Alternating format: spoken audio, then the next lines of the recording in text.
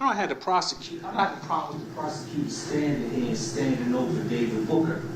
But stand over what it is. He's been dead ultimately since '96, shot dead in Las Vegas.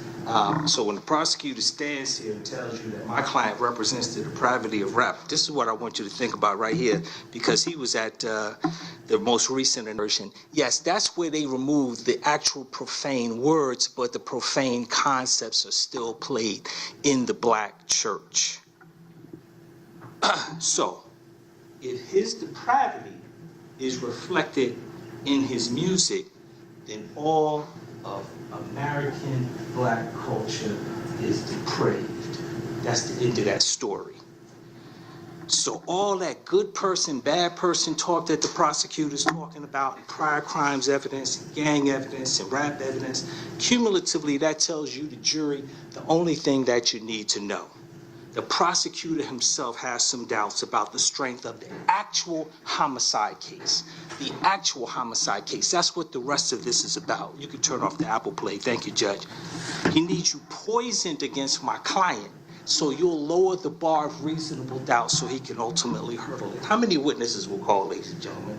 21 ultimate witnesses were called by the state. The defense didn't call any witnesses, and that should make sense that we don't need to call any witness because we don't have to prove anything. The judge is going to tell you when she gives you the instructions in regards to my client that he never needs to get on the stand and testify. You can't ultimately hold that against him.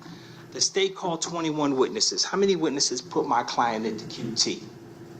0. How many witnesses testified about David's fingerprints or his DNA being at the scene? 0. My client never made any admission to the police ultimately when they spoke to him, and he spoke to the police about being into QT, and you've seen absolutely 0 text messages to or from David regarding any participation in any type of slight or crime. Crimes. In fact, no one puts David near the Mercedes at issue that was involved in the QT homicide any time around the time of the homicide. The only photos you have with my client being near the Mercedes is at the Texaco 36 hours prior to the shooting. David paid for the insurance for the Mercedes. Yeah, I got you. I understood that. I heard that. David and Miles Collins know each other. That's what Miles Collins' girlfriend told you, that they both know each other. His cell phone pinged off a tower near the QT. Yes, if near is 2 miles, and you understand the tower to be out 2 miles, yes, my client's cell phone did ping off the towers. But David is on social media, super animated with the extendo clip in the gun. You want some more of that? I can give you another 2 hours of that. Why would he be doing that? Why would he be doing that? That's all David knows. That's all he knows. Yet none of that, the social media, the prior crimes evidence, none of that should be enough ever for you to find him guilty of homicide. One of the best things about going first is where there are 2 other lawyers, and you've seen those lawyers during the trial. I don't really have to worry about missing something on behalf of David, because you've already seen Mr. Clegg. He's super thorough. He's going to get up. He's going to speak to you after I sit down. And then Ms. Drake is going to get up, and she's going to speak to you. And ultimately, then the prosecutor, he's going to have the last word before the judge reads the law to you. And you have the evidence that you have. The only question you're going to have to decide is what was David's participation. The judge is going to give you the law when the prosecutor sits down. And we're all in agreement about the law that the judge is going to read to you. The judge is going to read you the law about reasonable doubt. The judge is going to tell you that reasonable doubt is a doubt of a fair-minded, impartial juror honestly seeking the truth. That's why we took so long to pick the jurors, because we got to find fair, impartial jurors. We got to find people that see gang and then don't pass out. Oh, gang, done. What do you want me to find them guilty of? Right.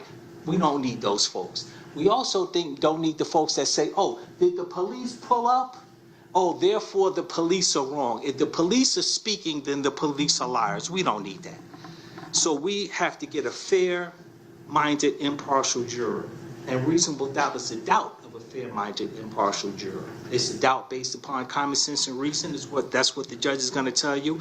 And the judge is going to tell you it does not mean a vague or arbitrary doubt, but a doubt for which a reason can be given arising from the testimony, the lack of testimony, or the conflict in the testimony. I don't know if you're going to consider David wearing the sweatshirt with the blue in it at the Texaco 36 hours prior to the shooting. I don't know if you're going to see that as a conflict in the evidence.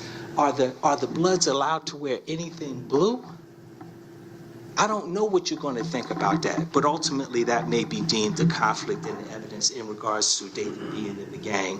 Identification is a question of fact for you, the jury, to determine who ultimately was at the QT. And obviously Mr. Clegg brought out the fact, well, how many people are in the vehicle? Well, the prosecutor says it's 3 because there's 3 people sitting here, but there's nobody to tell you that there were 3, 4, 5, or 6 people ultimately in that vehicle. Identification is a question of fact for you, the jury, to determine. The judge is going to read to you some of the factors that you can consider when assessing the reliability of identification. I don't think they're going to be really helpful to you, but she's going to read it to you because the factors that go to assessing reliability of identification typically come when there's an eyewitness that's actually putting someone at the scene. So the judge is going to tell you the opportunity of the witness to view the alleged perpetrator at the time of the incident. Well, you already know that's not David. The judge is going to tell you the witness's degree of attention towards the alleged perpetrator at the time of the incident. Nobody showed any witness any photo spread where they picked out David and said, yes, I think that he was there. The judge is going to talk about the possibility of mistaken identity as an assessment of reliability of identification, but nobody ever identified David. What the judge is not going to tell you is digital DNA is a factor. Digital DNA. Yet nobody's going to come and tell you that. What did the DNA expert tell you? When I ask her, I've never heard of digital DNA. Right, it's just something that was created for effect, for dramatic effect. The term digital DNA. When you look that up on any sort of Google after the trial is over, you're going to see there's no such thing. It's made up. It's made up the same way the theft by receiving is made up when my client is sitting in the car and not ultimately behind the wheel. The judge is going to tell you that intent is an essential element of any crime and must be proven by the state. My client had to be present, and my client also had to have an intent as a party to a crime. And we'll talk a little bit about ultimately what party to the crime is. The judge is going to tell you grave suspicion is not enough, and I hope that makes sense to you. She's going to tell you mere association is not enough. What that means is the fact that David knows Miles Collins is not enough for you to convict him, and I hope that makes sense. And when she tells you that, David Booker knowing Miles Collins is not enough to convict David Booker. I'm hoping it also makes sense to you that fact that David Booker purchases insurance for a vehicle some 36 or more hours prior to the homicide, that doesn't put David Booker in the homicide. Mere association is not enough to convict David. Party to a crime. The judge is going to tell you what party to a crime is, and it's important that I read it exactly right. I suspect that Ms. Drake is going to give it to you also. Party to a crime. The judge is going to say every party to a crime may be charged with and convicted of commission of the crime, but you, the jury, determine if David ultimately is a party to the crime, not the state. A person is a party to a crime only if that person directly commits the crime That means produces the firearm and shoots the victim. We know that's Josiah Hughley. Or intentionally helps in the commission of the crime. Again, mere association is a no-go. Intentionally helps in the commission of the crime. Purchasing insurance on a rental vehicle without more, I contend, is a no-go. Because it's not helping in the the law, party to a crime, is not about helping in a potential crime. It is helping in the crime, the aggravated assault, the hijacking, the homicide that occurred. And there's absolutely no indication that David Booker intentionally helped in the commission of the crime. The judge is going to tell you when you have multiple defendants that you have to determine the guilt of each defendant separately. And the judge is also going to tell you under the knowledge charge that the state has to prove that David had knowledge that the crimes of hijacking, a motor vehicle, or aggravated assault, and felony murder were being committed, and intentionally participated or helped in the commission of such crime. As you listen to the judge's charges, you're going to see that, didn't she just say that? Party to a crime, intent, reasonable doubt, multiple defendants. There's a complementary nature to the charges. She's going to tell you that in regards to credibility and the credibility of witnesses, the jury determines the credibility of the witnesses. This really wasn't a big credibility case. We know that there was a homicide. We know that there was a car involved. We know that at least 2 people got out the car, which probably left 1 person in the car based on how the vehicle left the QT. It's not a big credibility question of witnesses. The judge is going to talk to you about experts. You're not required to accept the testimony of any expert, any witness, expert or otherwise. I love it when the gang experts come, though. They tell you, I thought he said 2/3 of all violent crime. That's what I thought he said. Sometimes I miss it, though. And then he told us on the stand under oath, is 2/3 of all crime. Let's say you believe that. 2/3 of all crime in Georgia is committed by folks that are members or associated with a gang. What's the next logical thing for you to determine? The next logical thing, you've got an association that's been around 10, 20, 30 years, and nobody is identifying the things that lead to people getting into a gang. You can't list those for me? Income below, people in the family not getting a certain amount of education. Maybe you already know what it is. Maybe you already know. Well, it's the music, but we can't say that. It's the music. If they listen to more than 7 hours of it a day, from the time they come out the womb till about the age of 20, they're going to end up heading that way. What did the gang expert tell us, though? The gang expert told us they have no idea. The organization has no idea what the factors are that lead to people being in the gang when the gang is responsible for 2/3 of all the crime in Georgia. That's almost as crazy to me when he says that as the church and the Falcons at Mercedes-Benz Stadium playing the clean version of what you just heard. That's almost as crazy to me. The judge is going to give you the charges as they relate to the gang statute. The judge is going to tell you that the state must prove that there's a nexus, that means a connection between the crime committed and the gang. That should be sort of silly to you. Why? Because he told you 2/3 of all crime is committed by the gang. That means that there's no crime that is committed that the gang would not commit. But that's the first part of the gang statute. The state must prove there's a nexus or connection between the crime committed and the gang. That's almost like that's a given based on the expert if you believe that 2/3 of all crime is committed. Then there's the second part.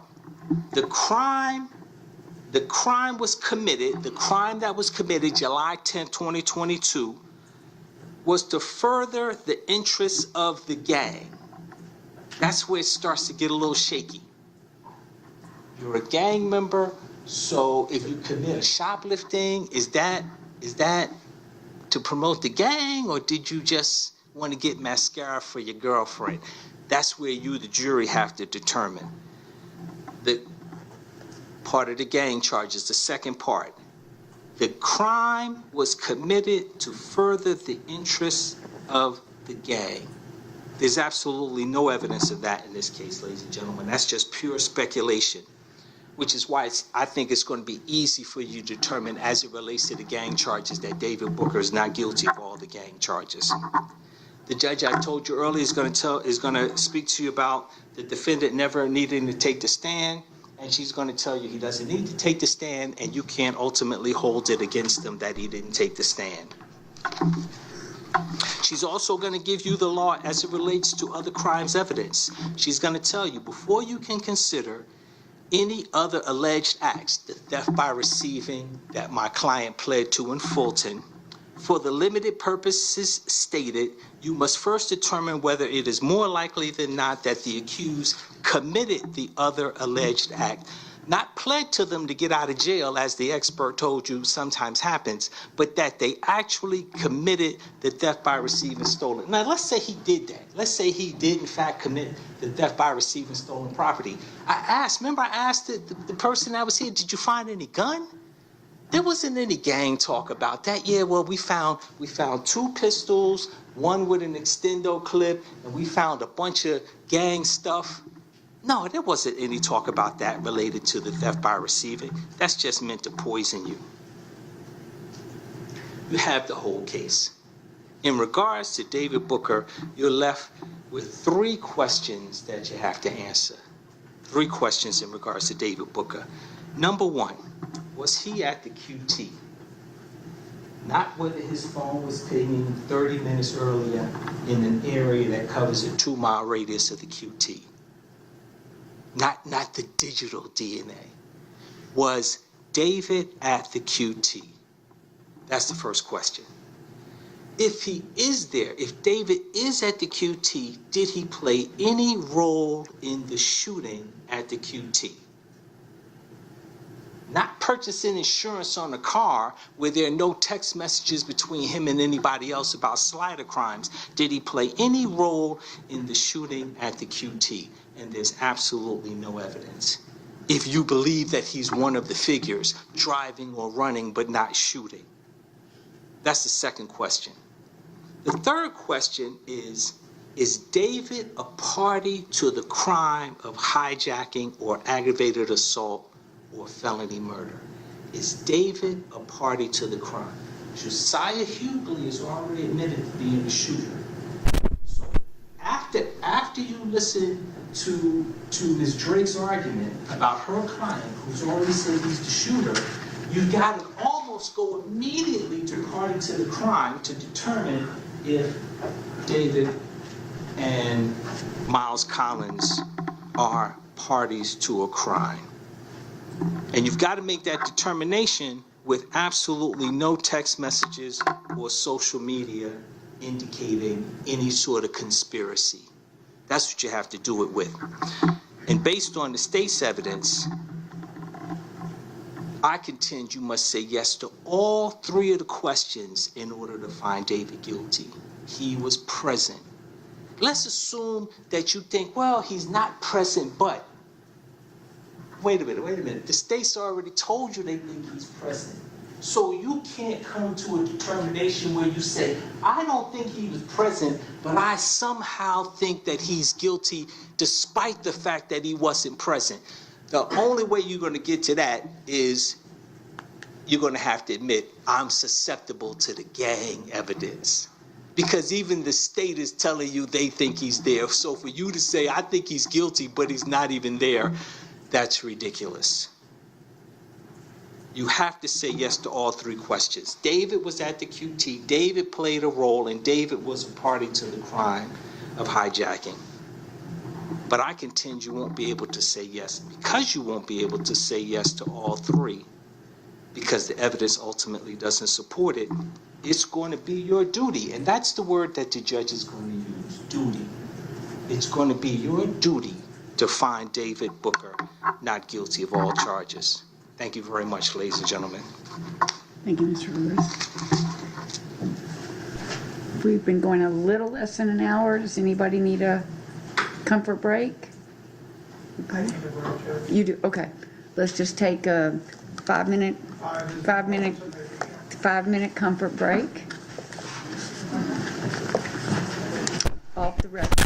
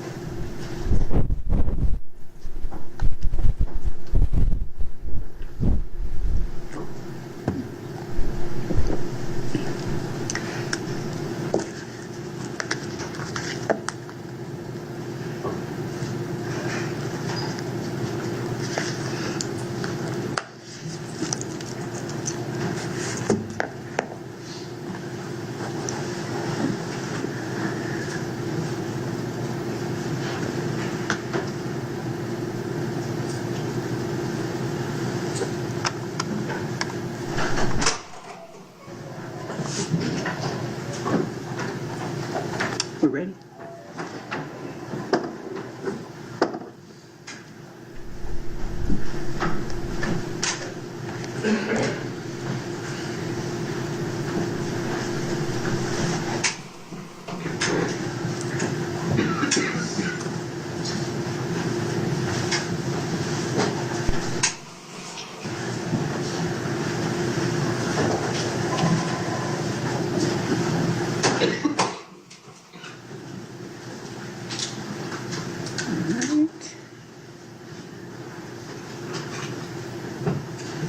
Mr. Clegg. All right, thank you, Judge.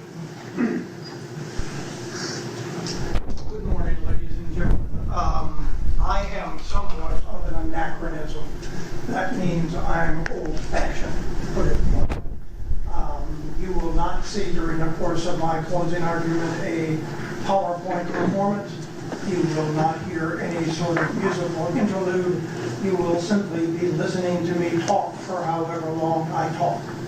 I will not, for the most part, be behind the podium. The podium is behind me, as you can see right now. I have put 2 documents on the podium to help refresh my memory as to 1 or 2 points, but for the most part, I will be speaking to you directly. Because I will be doing that, and let me be blunt, I know what I'm going to say, but the specific order of how it's going to come out would probably be different if I were to give this closing argument 10 different times. You would hear 10 different versions, but you will hear essentially the same thing. But invariably, when I sit down at the conclusion of the trial, I will think to myself, I neglected to mention this point, I neglected to mention another point, I neglected to mention or connect up a couple of facts, and I wanted the jury to be able to draw a conclusion. That's why I'm counting on you. You have had a difficult job. Jurors during a fairly lengthy trial, which this one has been, do not get an opportunity to speak themselves. They do not get an opportunity to ask questions of their own. They're simply required to listen and to absorb and to understand. During the course of this trial, periodically, I have glimpsed over at you. Primarily, I am focused on what is being elicited from the witness stand, but I have had a chance to watch you briefly and know that you have paid close attention, know that many of you have taken notes, and on behalf of Mr. Collins, I thank you for your diligence in that regard. Now understand how the system works. This is a criminal case, and as such, the state has to prove every material allegation of every specific count of the indictment beyond a reasonable doubt. The defense, Mr. Collins in my case, does not have to prove a thing. If he declines to present evidence, that cannot be used against him. What you have to do is listen to the state's evidence as it has been presented, and make a determination as to whether or not they have in fact proven their case, again, beyond a reasonable doubt. Now, as I told you in opening statement, ultimately, when you deliberate, you're going to have 45 different issues to resolve as to whether or not the state has proven their case. There are 15 counts of the indictment. There are 3 defendants. You will have to make 15 individual decisions as to each defendant. That will not be easy. And because of that, quite frankly, arguing a case where I am going to argue 15 different counts, some of which are considerably unique and different from one another, it is going to be difficult for me to argue to you in as perhaps a streamlined and effective manner as I might wish to do so. But be that as it may, I'm going to do my best to try to explain to you why it is that the state of Georgia has failed miserably in their attempt to prove Miles Collins guilty of any of the crimes charged in this case. Let's start with what ought to be the easiest charges for you, the gang charges. As to Mr. Collins, the gang charges really don't exist. You heard from a gang expert. The gang expert talked at length primarily about Mr. Booker, somewhat about Mr. Yulee, and briefly about Mr. Collins. First off, what did he tell you about gangs in general? Gangs can either be highly regimented, they can be loosely organized, or they can have no discernible structure at all. That was the testimony. How many people are in a gang? Who can say? I'm an expert, but I really don't know. I'm an expert, but I can't tell you about the local gangs. Who is the leader of those local gangs? I can't tell you where Mr. Collins might fall into a particular gang. I can't tell you what role he might have assumed in a gang. There has been no testimony whatsoever about when he became a member of a gang. Literally nothing was produced linking Mr. Collins at all to gang testimony in this case. He had a couple of tattoos. There were some flowers on one of his arms. I asked the expert, do those flowers have anything to do with gangs? Not that I know of.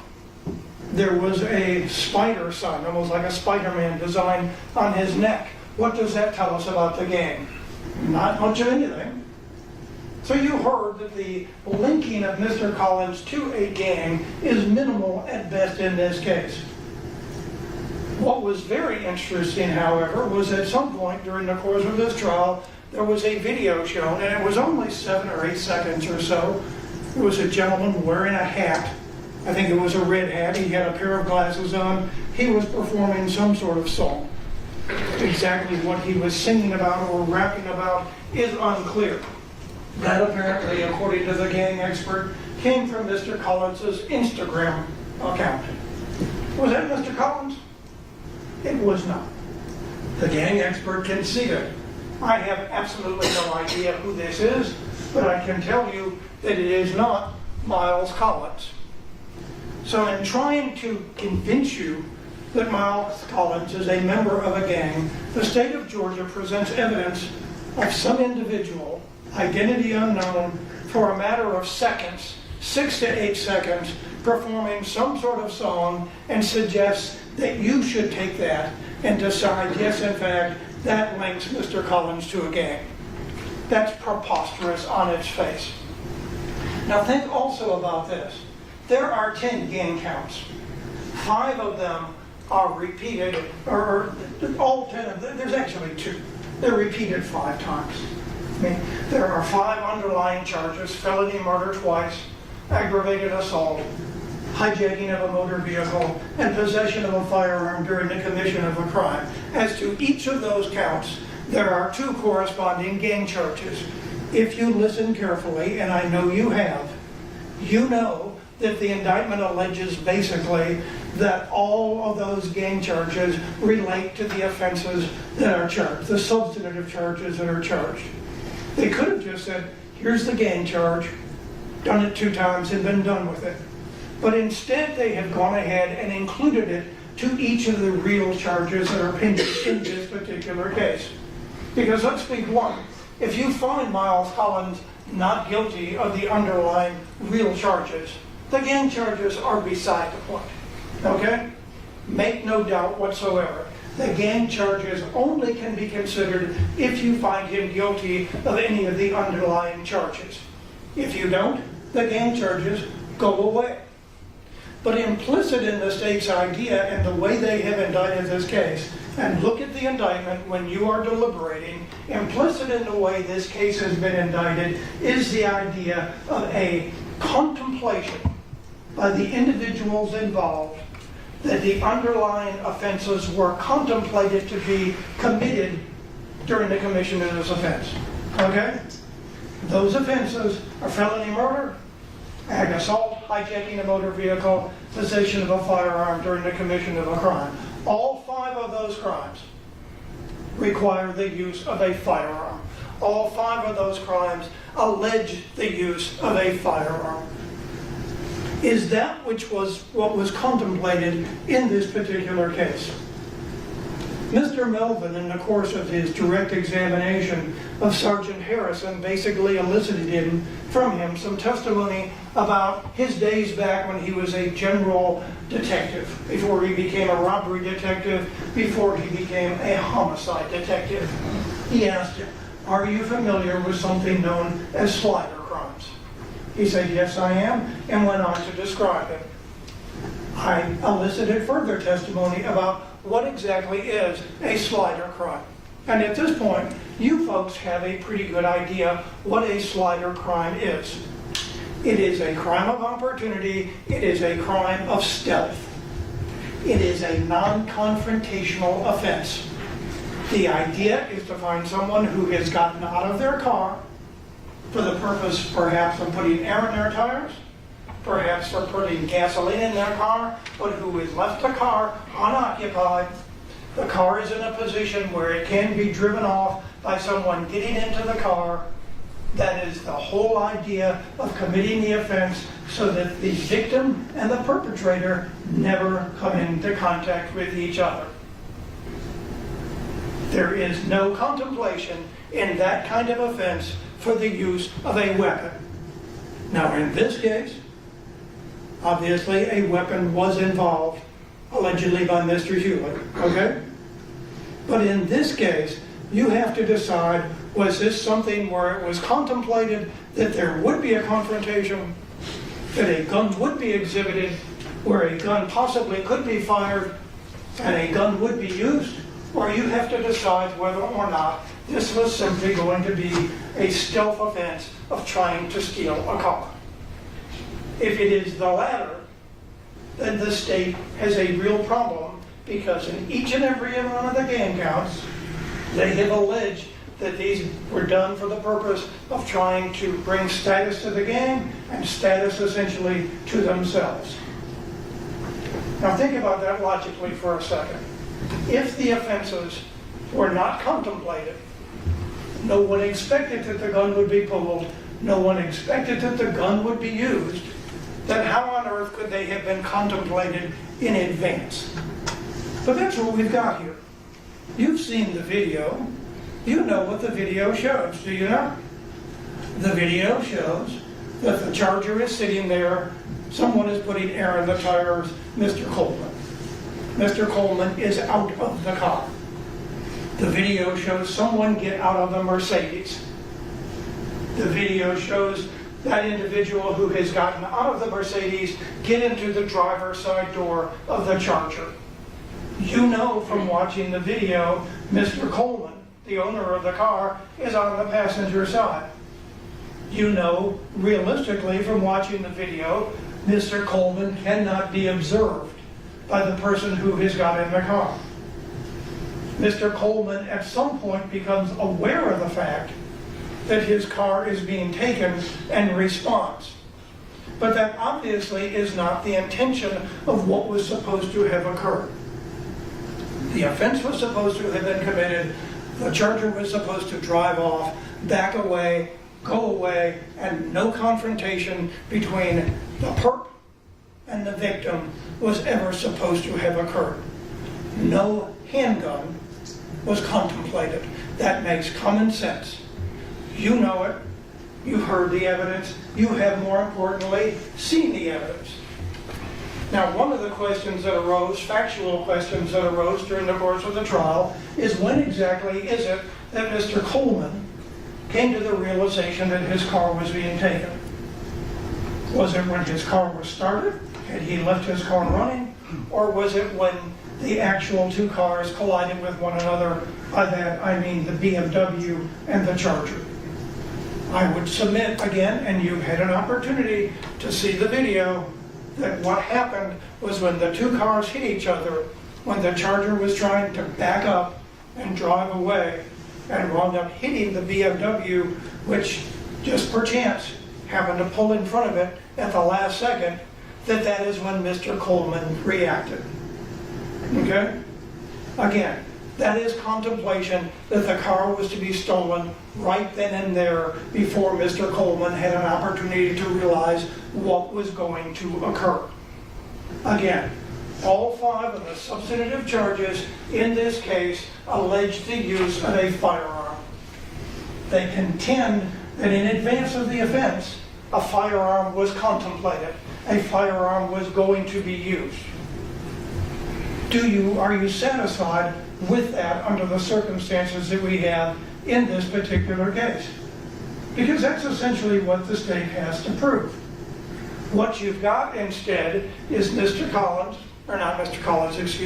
Coleman going ahead, reacting to someone trying to steal his car. He happens to have a gun of his own.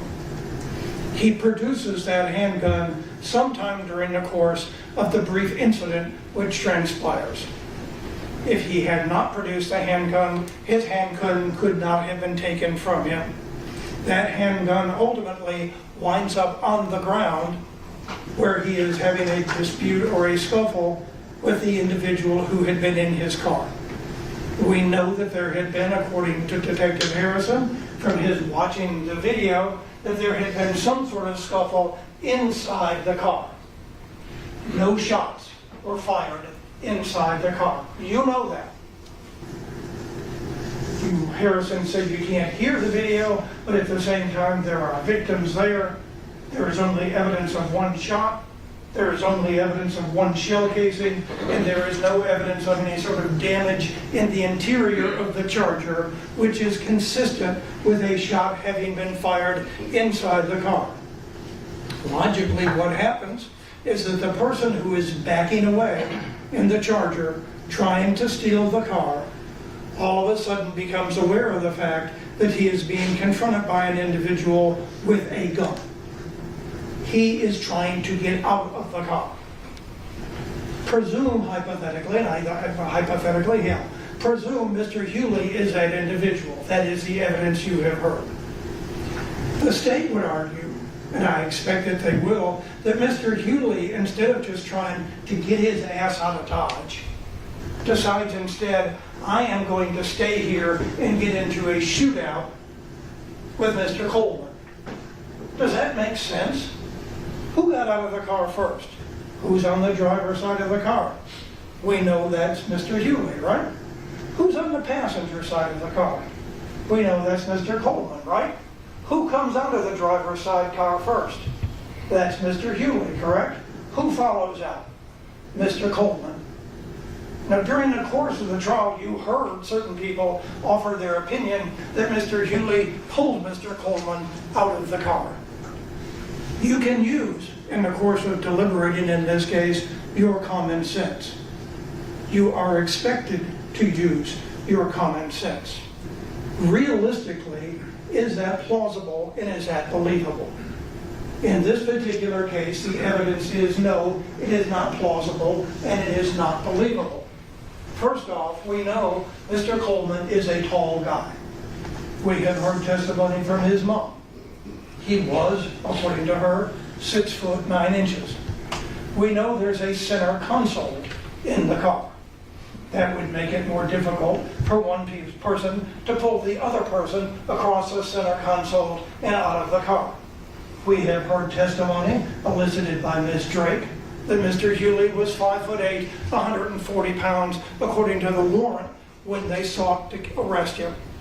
So we've got a guy who's 6'8", 6'9", another guy who's 5'8", and the 5'8" guy who's bailed out of the car, who's trying to get away, is for some reason going ahead and pulling out the individual who is much stronger, and well, he's stronger or not, I don't know, but much taller, certainly, much bigger than he is.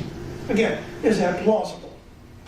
Now, at that point, had Mr. Coleman produced the gun?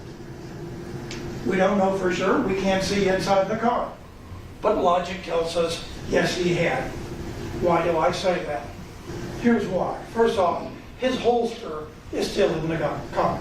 It's on the passenger side of the car.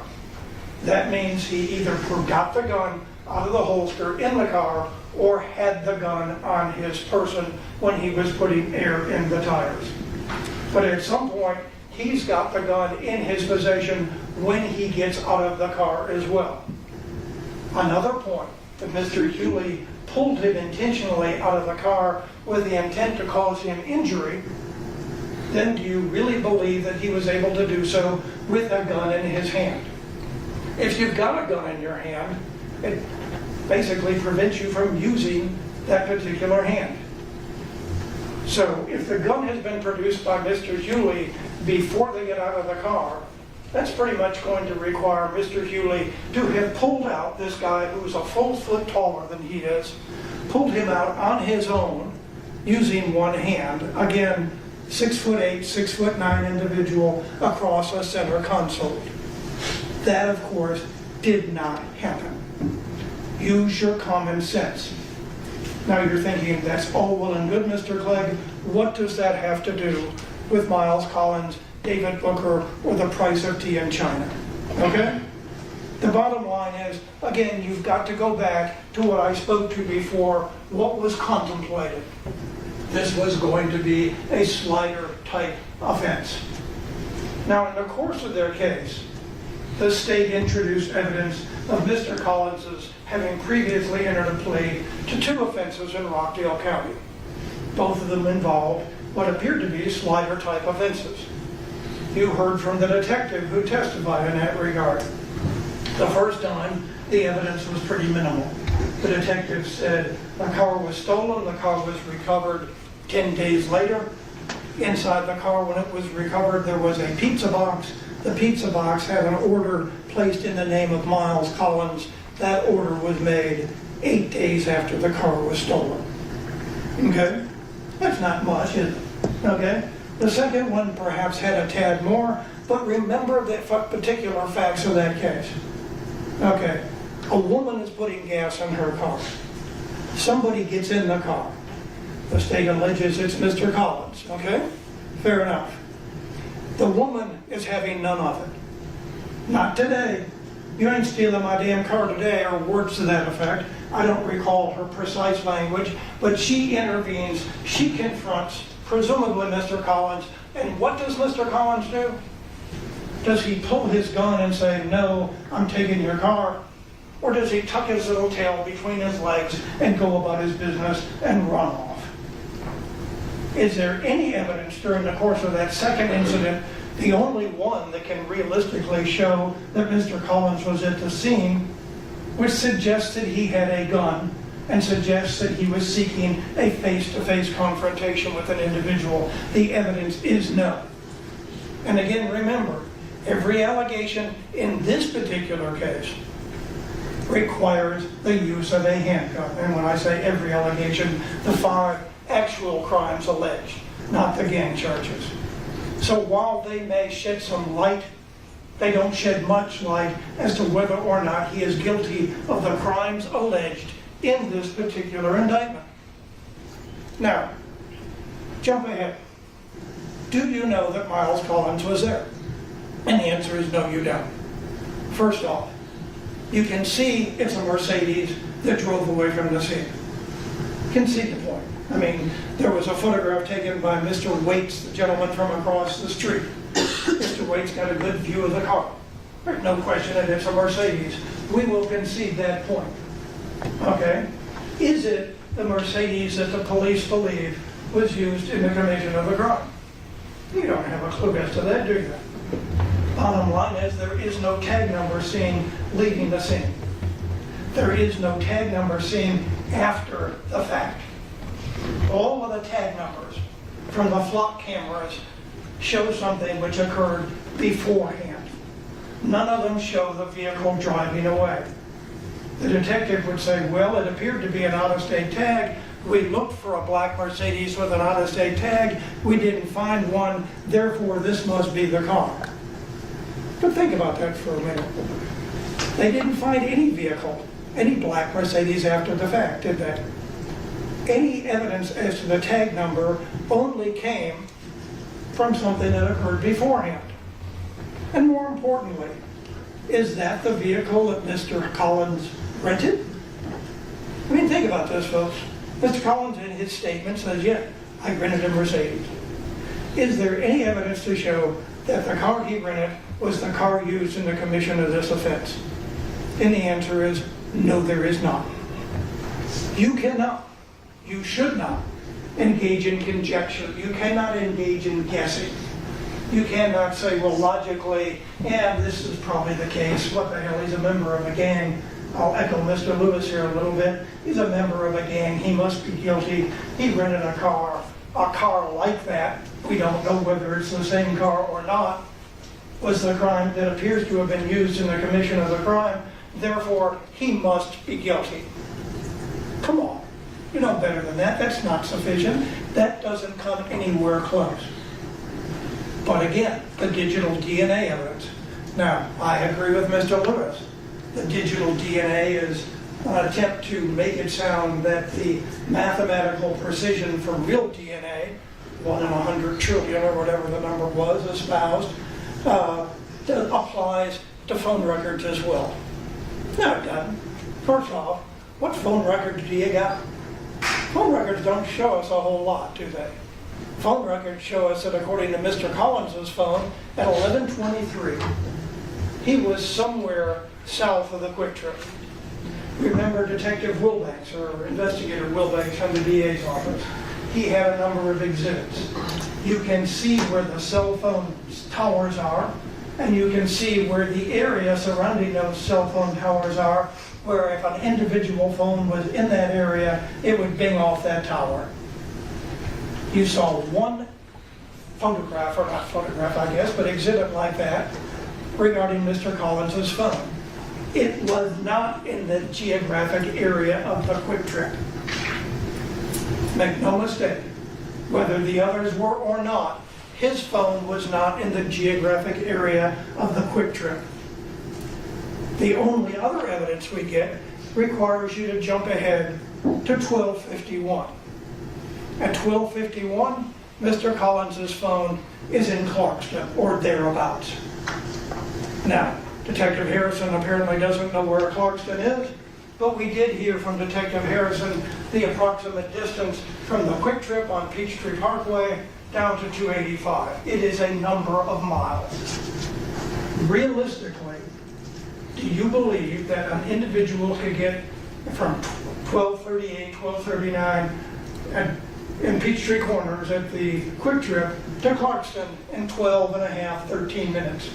Because that's what the state is requiring you to believe if you're going to accept the digital DNA evidence. And what else do we know?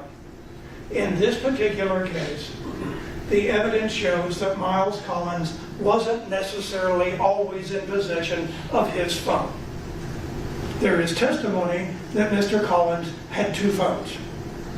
One of those phones was used by Investigator Wilbanks to try to link him to the vicinity of the QuikTrip back on July 10th of 2022. Okay?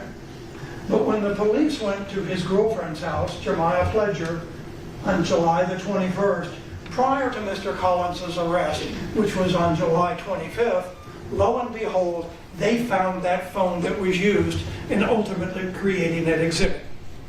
What does that tell you? There are times when Mr. Collins does not have his phone. Some of you younger folks may think to yourself, how can that possibly be? Why would an individual ever go somewhere without their phone? Some of you older folks may think to yourselves, no, that's not all that unusual. Who knows? Maybe you're attached to your phone. Maybe you're not. But the evidence in this case shows that at least prior to his arrest, Mr. Collins was not in possession of the phone that he was alleged to have had on July the 10th. The state will respond, but look at these maps. These phones are all together in the same geographic area, therefore you must convict. But think about this logically. We know that there was some testimony from the early morning hours of July the 9th. July the 9th was approximately 36 hours, I think Mr. Lewis correctly stated, before the events at the QuikTrip. Okay? At one point, there was an exhibit showing that David Booker's phone was in a particular area of southwest Atlanta, and there was evidence showing that Miles Collins's phone was in the same area of southwest Atlanta. One would infer, based on the state's contentions, that they might have been together at that time. But the evidence showed, no, that's not the case. Because what occurred at that time, when those two phones were pinging off the same area, was that one person was calling the other.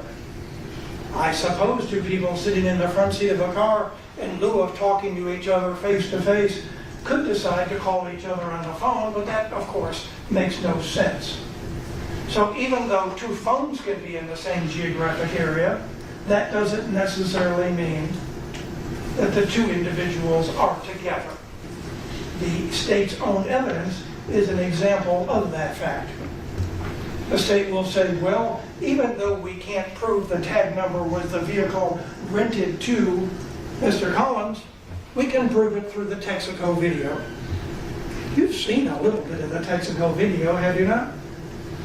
Collins admits he was there. You can see a vehicle pull up on the far side of the gas pumps. That's pretty much all you can see.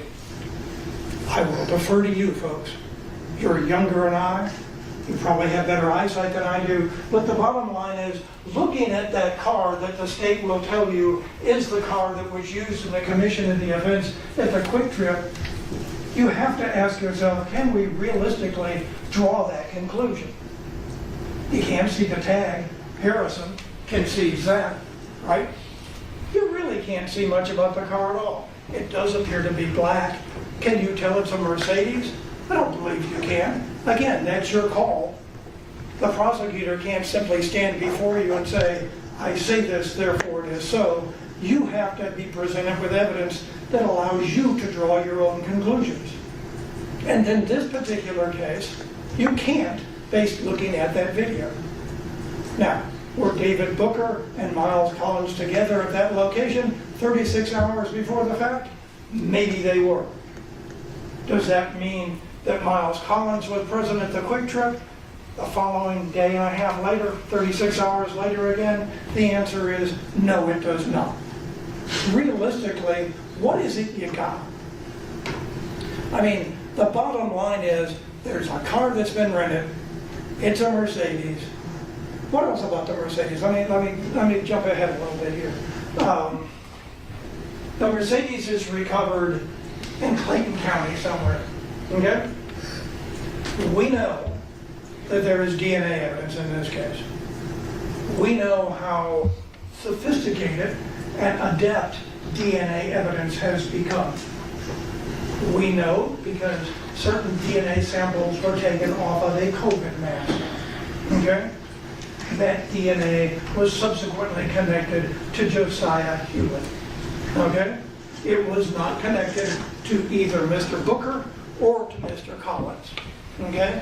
They were both excluded as donors to that particular mask. But where else could DNA have come from? First off, the state's theory is that Miles Collins was driving the car. You have heard from Detective Harrison, Sergeant Harrison, about the existence of something called touch DNA. If you touch an object, you may, by virtue of doing that act and that act alone, cause your DNA to wind up being on that object. If you're driving a car, what are you going to touch? You're going to touch the steering wheel, are you not? And during that time, Mr. Collins realistically is going to have to put his DNA on that steering wheel. Did you hear about that testimony from DNA taken off that steering wheel. They did collect it. They did try to find it. Matching up to Mr. Collins? The answer is no, you did not. Did you hear the evidence about blood transfer from the body of Mr. Coleman? Mr. Coleman has been shot. He is in close proximity to the individual who shot him. The individual ran into a car. Did you hear the testimony about how blood found inside the Mercedes from the person who got back in the car matched up to the DNA of Mr. Collins? Or Mr. Coleman, excuse me? Of course not. You didn't hear that either. But again, the state says, trust us. It's okay. We know this is the car. We know these are the people involved. That's all you need to know. And gosh, look, they're in a gang. Although, for the life of us, when it comes to Mr. Collins, we really can't prove all that much, can we? But we'll show you. Look at this. Here's a guy singing for 6 to 8 seconds who is not Miles Collins. And that video is somehow supposed to convince you that he's in a gang, he's a bad person, and he's guilty of this particular crime. What else don't you know? Who's the driver? The state has some evidence to show as to the other 2 defendants. Whether that's sufficient as to Mr. Booker is highly questionable. But as to the people who were there, who saw the offense, can you tell us what the driver looked like? Nothing. Is he black? Don't know. Is he white? Don't know. Is he male? Don't know. Is he female? Don't know. Is he tall? Is he short? Can you describe any defining racial or personal characteristics? Does he have a mustache? Does he have a beard? Anything. Wear glasses? Anything at all. And there is no testimony in that regard, is there? Zero. Zilch. Okay? One of the interesting things about this trial was that Stanislav, and I'll butcher his last name, I don't recall it, Volkanov, the gentleman who drove the BMW, the gentleman whose car collided with the Charger as it was attempting to leave, was not called as a witness. You've seen the video, have you not? Who had a better view of the events as they transpired than him? Who was closer to the events in question as they occurred than him? But nonetheless, he's not called. Instead, you get a woman who's cowering behind a rental car, and I do not fault her for that. As well she should. Shots are fired, what the hell, I'm down. And a guy who's across the street. What else do you know about the scene? You know that the shot was not fired until the individuals were about 8 to 10, I think actually 10 to 15 feet, according to Sergeant Harrison. Why does that matter? That matters because if you believe the state's theory, Josiah Hewley pulled Bradley Coleman out of the car with the intention to shoot him. But they were both able to get 8 to 10 feet away from the car, and it was when Mr. Coleman was presenting his weapon that Mr. Hewley fired the shot. You have heard his statement. That is a guy who basically says, I didn't intend to do it. Doesn't even say he's the person who interjected the gun initially into the circumstance, but it was him or me. He made the decision. He will have to bear the consequences. But again, was that something that was contemplated by everybody in the car? Again, to consider that ultimately, you have to decide, was Mr. Collins in the car? Do you have that evidence? There is some evidence to show that he turned a car in. You heard from Ms. Pledger. Ms. Pledger said he was by himself. Mr. Melvin said, didn't you stand up before and say he was with Mr. Hewley? Well, let's go back even further. When she's first questioned back in July of 2022, does she say anything at all about Josiah Hewley when she's talking to the police? No. Name never comes up. Is she telling the truth? Obviously, who knows what she's doing in this particular case. But we do know from her testimony, she's basically, at the time after the offense, seeing Mr. Collins on a regular basis. She does not see Mr. Collins in possession of any gun whatsoever. She does not notice anything out of the ordinary about Mr. Collins, and she does not notice, or nor did you find, or will you hear, any evidence of him bragging about what transpired on social media. In order to gain prestige, in order to maintain status for the particular crimes alleged in this indictment, you gotta let somebody know what you did. You gotta own up to what you did. To some extent, you almost have to brag about what you did. Is there any evidence to show that this gentleman seated over here did any of that after the fact? And the answer is no.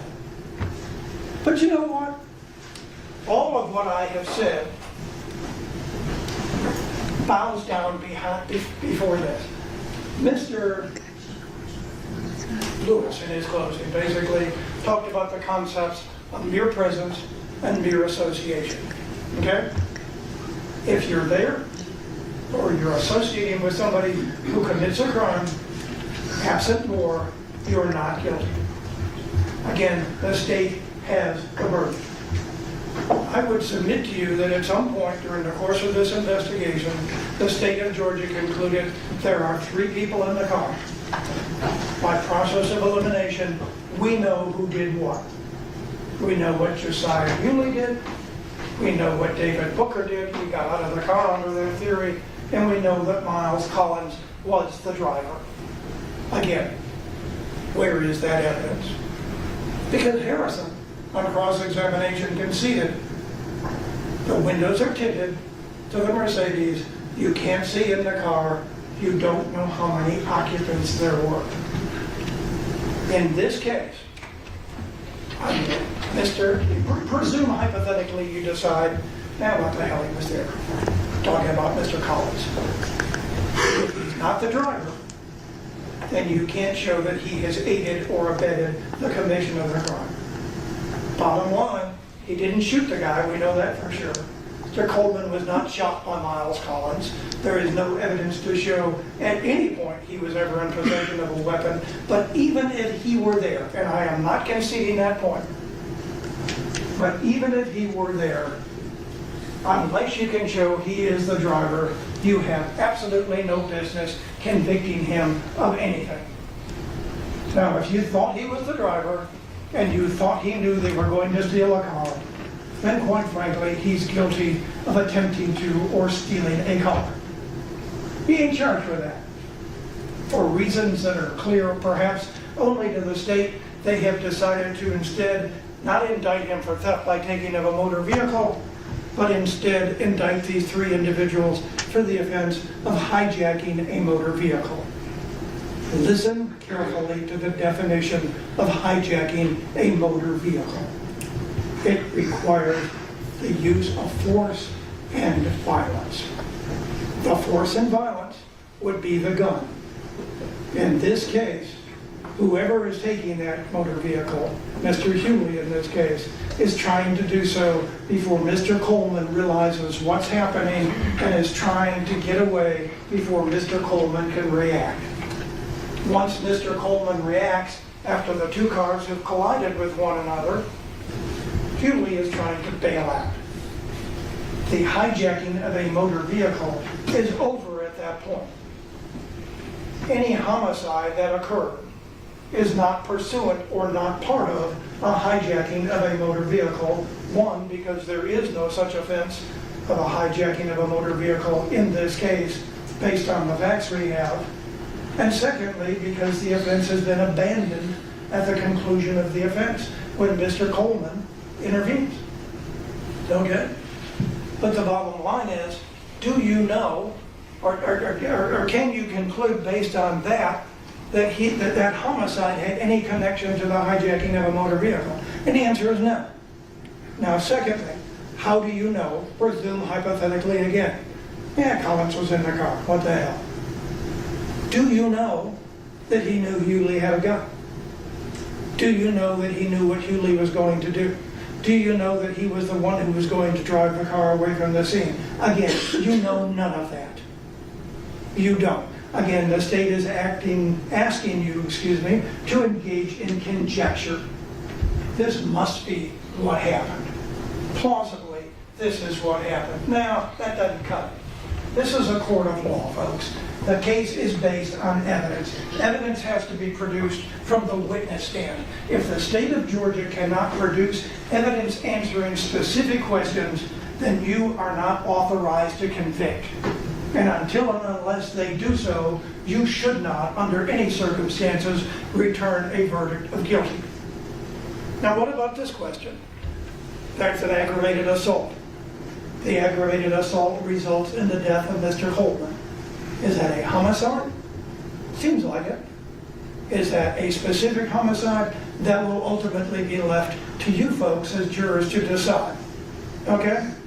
But at that point, what is the involvement of Miles Coleman? Again, presuming you think he's in the car. What is his involvement at that juncture? Because there had been two intervening acts from the attempt to steal the car. The collision with Mr. Volkanov's car and the production of the firearm by Mr. Coleman. Okay?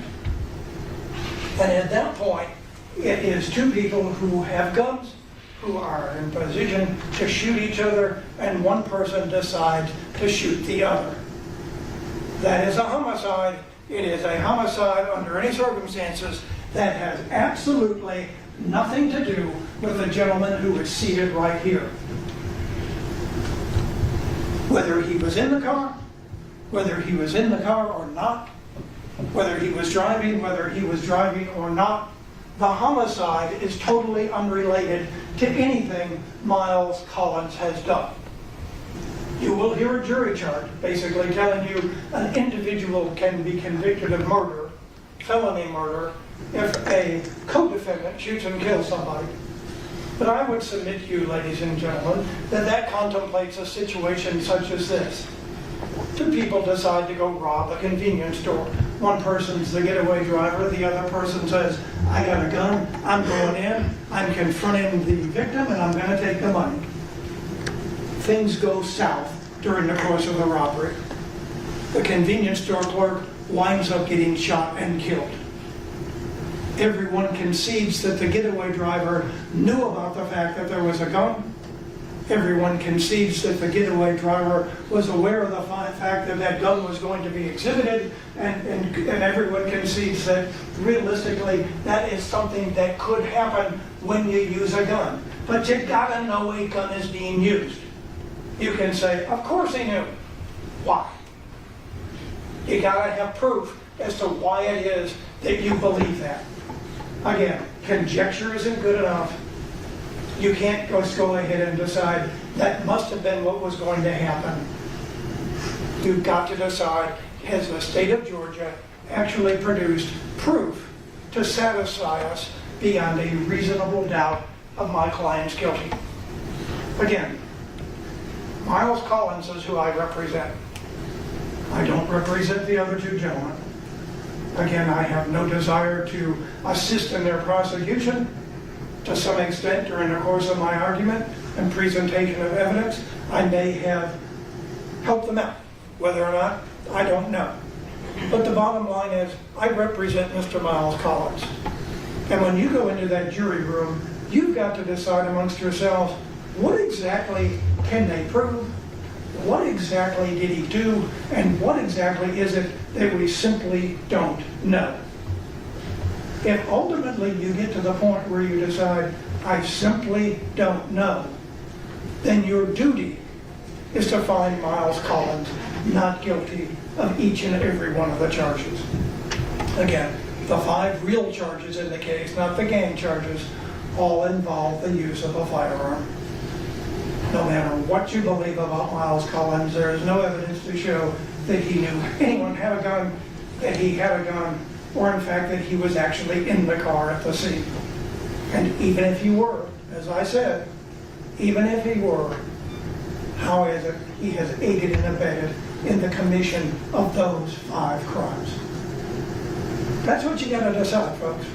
Not an easy question. Is it a tragedy that Mr. Coleman is deceased? Damn right it is.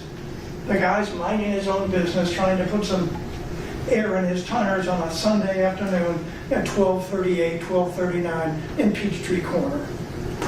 this should never have happened, but for fortuitous circumstances, it never would have. But to take from that tragedy and decide that my client, Miles Collins, seated here before you here today, is guilty of the crimes that he is charged with would be pure and simple a travesty. Consider what I have said. Listen to Ms. Drake, listen to Mr. Melvin, listen to the entirety, and listen to one another. I submit to you, ladies and gentlemen, that when you ultimately deliberate as to the fate of Miles Collins, my client, you will have no option other than to return a verdict which reflects the truth, a verdict of not guilty as to each and every charge of the indictment. I thank you for your attention. Thank you, Mr. Clegg. Ladies and gentlemen, I think we'll go ahead and take our lunch break now. I'd like to start back at 1:30.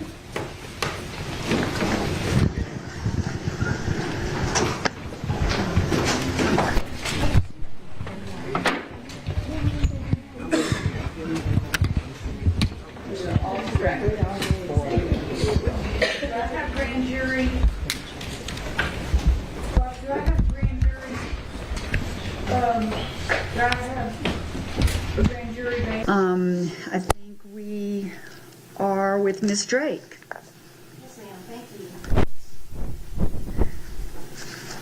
Good afternoon, ladies and gentlemen. Again, my name is Tracy Drake, and I have the privilege of representing Josiah Cooley in this matter. Just a couple of things. I always do this. I wanted to thank all of the people that make this trial possible.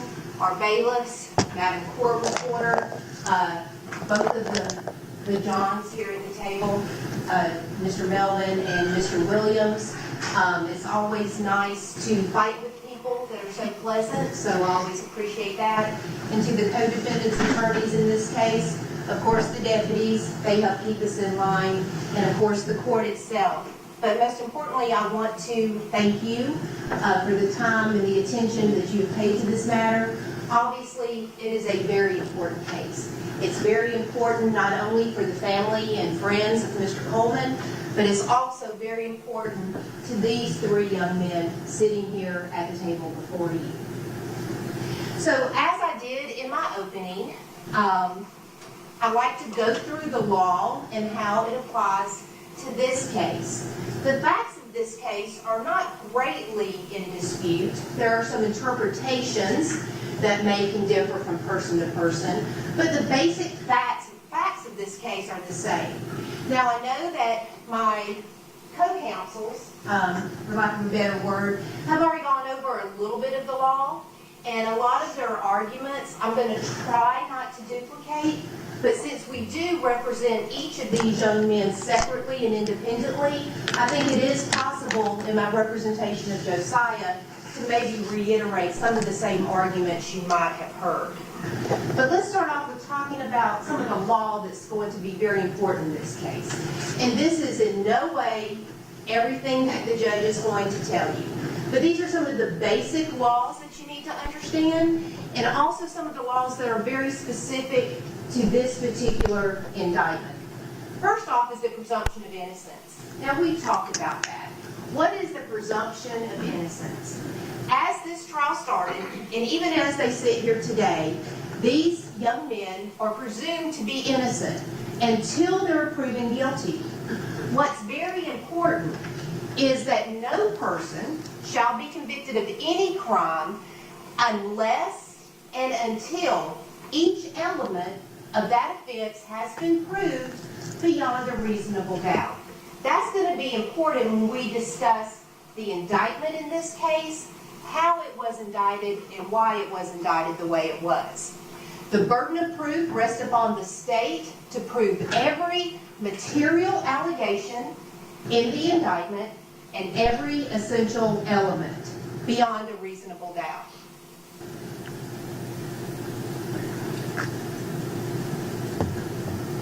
There is no burden whatsoever upon the defendant. We're going to talk about that a little bit more going down. The burden never shifts to the defense to prove innocence. Most importantly, especially in this particular set of facts, is that when a defense is raised by the evidence, the state also has the burden of proof to disprove that or negate it beyond a reasonable doubt. So what is the burden of proof? It's kind of common sense. I know we've all heard that term, but sometimes it needs to be defined. A burden of proof means that the state has the burden to prove their case beyond a reasonable doubt. Now, what is a reasonable doubt?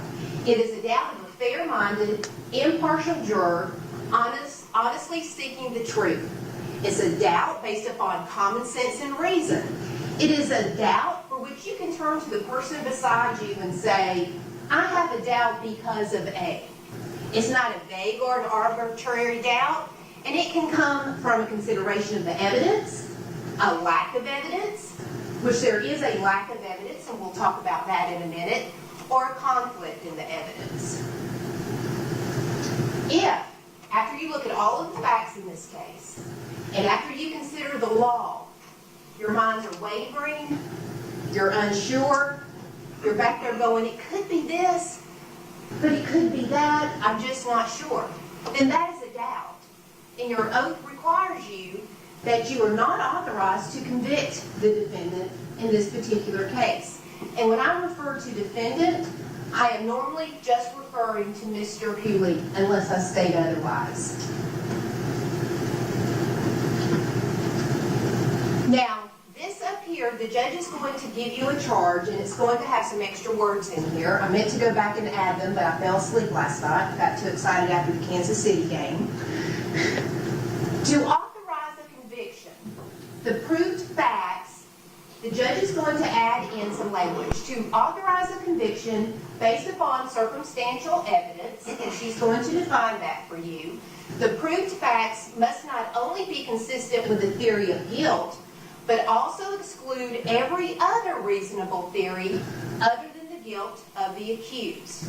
The state is not going to be able to do this. Circumstantial evidence, direct evidence, a combination of that, they are not going to be able to disprove what their own evidence proved is another theory of this case. That is not felony murder, it's not ag assault, it's not hijacking. Grave suspicion. This is very important when considering a case, because obviously there's got to be a little something there to make you think, oh, well, something happened. But a grave suspicion that mainly places upon the defendant a speculation or a suspicion of the crimes charged is not sufficient to authorize a conviction. A single witness being corroborated. The testimony of a single witness, if believed, is sufficient to establish a fact. Generally, there's no legal requirement that you have to have 2, 3, 4, 5 witnesses. One witness can create a fact. And in this case, the state's witnesses are going to be very consistent, and they're all consistent with Josiah. Mistake of fact. I don't think there's really a mistake of fact in this particular case, but I expect the state to argue this. A person cannot be found guilty of a crime if they mistook something for being true and it turned out not to be true. If what they thought was true and it would justify what they did, that is a mistake of fact, and you can't commit them. The state is going to argue mistake of fact is not a defense in this case because of Josiah. It's Josiah's fault. He made all of this happen. However, first off, there is no mistake of fact. The best the state can argue is that, oh, there's no way Mr. Coleman would have shot him. He wasn't going to shoot him. We really don't know. We do know that he had a gun. We do know that he was physically fighting with Josiah, not letting him leave the car. That was not brought on by Josiah in this case. He was trying to remove himself from the situation. Again, the defendant not testifying, you cannot consider that for or against, because of course, we do not have the burden of proof in this case. Intent. I know that some of the other attorneys have already addressed intent. Intent is very, very important. You have to prove intent on every single crime. What was the intention of the individuals? And that has to be proved to you beyond a reasonable doubt as well. Knowledge. Knowledge is important in this case, and I believe you heard both Mr. Lewis and Mr. Clegg reference this. But in this particular case, knowledge is important for Josiah because there was no knowledge that this was going to be anything other than a slider crop. No idea that a gun was going to be pulled. No idea that he was going to end up shooting someone. So the charges. And I'm going to go about them a little bit different. They're not really indicted in chronological order. So I want to go back and kind of start chronologically what happened. And if you will notice, and as you've been told before, there's double the charges for gang than what actually occurred in this particular case. But we're going to go through all of those. So I would like to start with hijacking a motor vehicle. That is in count 10 of this indictment. The indictment says that on July the 10th, did attempt to obtain a Dodge Charger from the immediate presence of Bradley Coleman by force and violence while in the possession of a gun, and the attempt is enough, and the attempt was pulled up beside Bradley Coleman, there was actually a car in between them, and entered the vehicle. I fully expect the state to get up and say, all we have to do is prove attempt. That's all we have to prove. That is not exactly true. They do have to prove an attempt of hijacking. At best, the evidence in this case is an attempt for theft by taking motor vehicle or entering an auto with intent to commit a theft. But they didn't charge either of these defendants with that. Why? They overcharged. They wanted to go to hijacking. So let's look at what the court is going to instruct you on hijacking. First, let's go here. So what we know, while in possession of a gun, we're going to talk a little bit about what possession of a gun means. It's not simply having a gun somewhere on your person when you're talking about hijacking. No gun was ever presented. No gun was ever referenced. There was no evidence that Josiah went, look dude, I got a gun in my pocket. I want your car. No evidence to that. A criminal attempt to commit a hijacking, which encompasses all of the elements of hijacking, would be me pulling up to you and you're in the driver's seat and I've got a gun saying, give me your car. But you drive off. That's an attempt. That has a gun, that has force or a threat of violence to it. That's an attempt. I didn't get the car. That is not the case here. I didn't hit him. I told him I'm out. I'm getting out. And there's a lot of other witnesses that support this, and we're going to get to that. No force was ever obtained. The state's evidence is that Josiah never even hit him. So there's zero force. Zero force. The attempt has to be for the crime that is charged with this, which is hijacking. It's not entering an auto, and it's not theft by taking. So when the state in their closing gets up and argues that, remember, it has to be an attempt to commit the crime that they're charged with in this particular case. The use of an offensive weapon during a hijacking must either precede or be contemporaneous with and not subsequent to the taking. So what do we know here from the state's evidence? No gun other than the victim's gun was ever presented at any time until after both individuals were out of the car. There was no indication that getting into the car, a gun was out. It has to be the use of. Not that I have it in my pocket, not that I have it in my waistband. No evidence that Mr. Coleman saw a gun. The use of the offensive weapon. Because that's what makes hijacking different from the other charges. And it cannot be subsequent to the taking. That's going to be important when you look at obtain. Obtain a Dodge Charger. Obtain means to gain or attain possession. So what does that mean? Therefore, the offense of hijacking a motor vehicle, assuming that you've had a gun, assuming you've used the gun, assuming there's been a threat of force or violence, which there's not, but obtaining is concluded when possession of the motor vehicle is attained. So in this particular case, Josiah gets into the car, presumably his hands are on the steering wheel. We don't know if the car was running or if Josiah had to hit the button to cut it on because Mr. Coleman was outside. He was in possession of that car. The car moved. Whose control was the car under? At that point, it was under the control of Josiah. So that was already over. That event had concluded. The crime is not hijacking because of no gun, no presentation of gun, no force, no threats of force. I'm going to kill you, I'm going to shoot you, nothing like that. Then we start on the gang charges.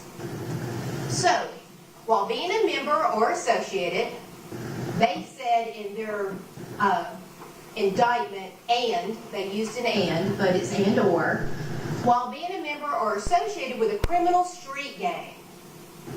This is going to be very important when we talk about Officer Post's testimony. The Bloods. Now you heard in the opening that my client is sex, money, murder. They have in the indictment Bloods. Conducted and participated in criminal gang activity, which you did hear testimony that hijacking a motor vehicle is normally associated with criminal gang activity by hijacking a motor vehicle, which we clearly do not have in this case. We might have something else, but the state decided not to charge them with that. The state charged Josiah with hijacking a motor vehicle. So simply based upon the elements, you cannot return a verdict of guilty because we do not have a hijacking. Second gang charge. Again, very important. While being associated or a member of the criminal street gang, the Bloods, they specified it in the indictment. You're going to have that back there with you.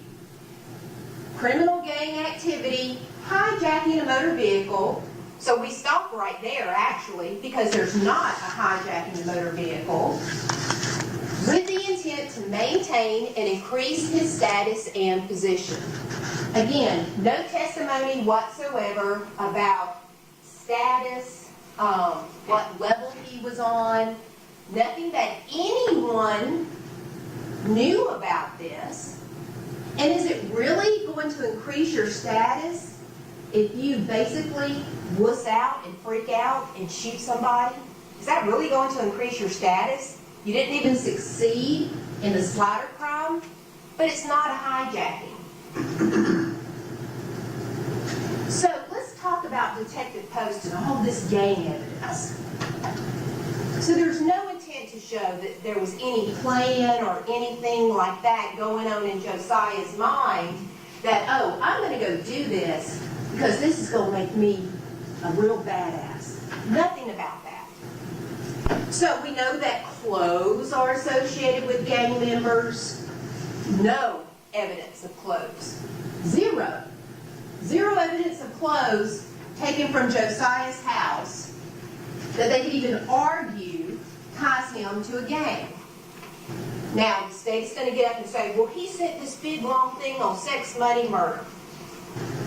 That was after the fact, and we don't know who this person was that he was texting with. We don't know who the phone calls were before that.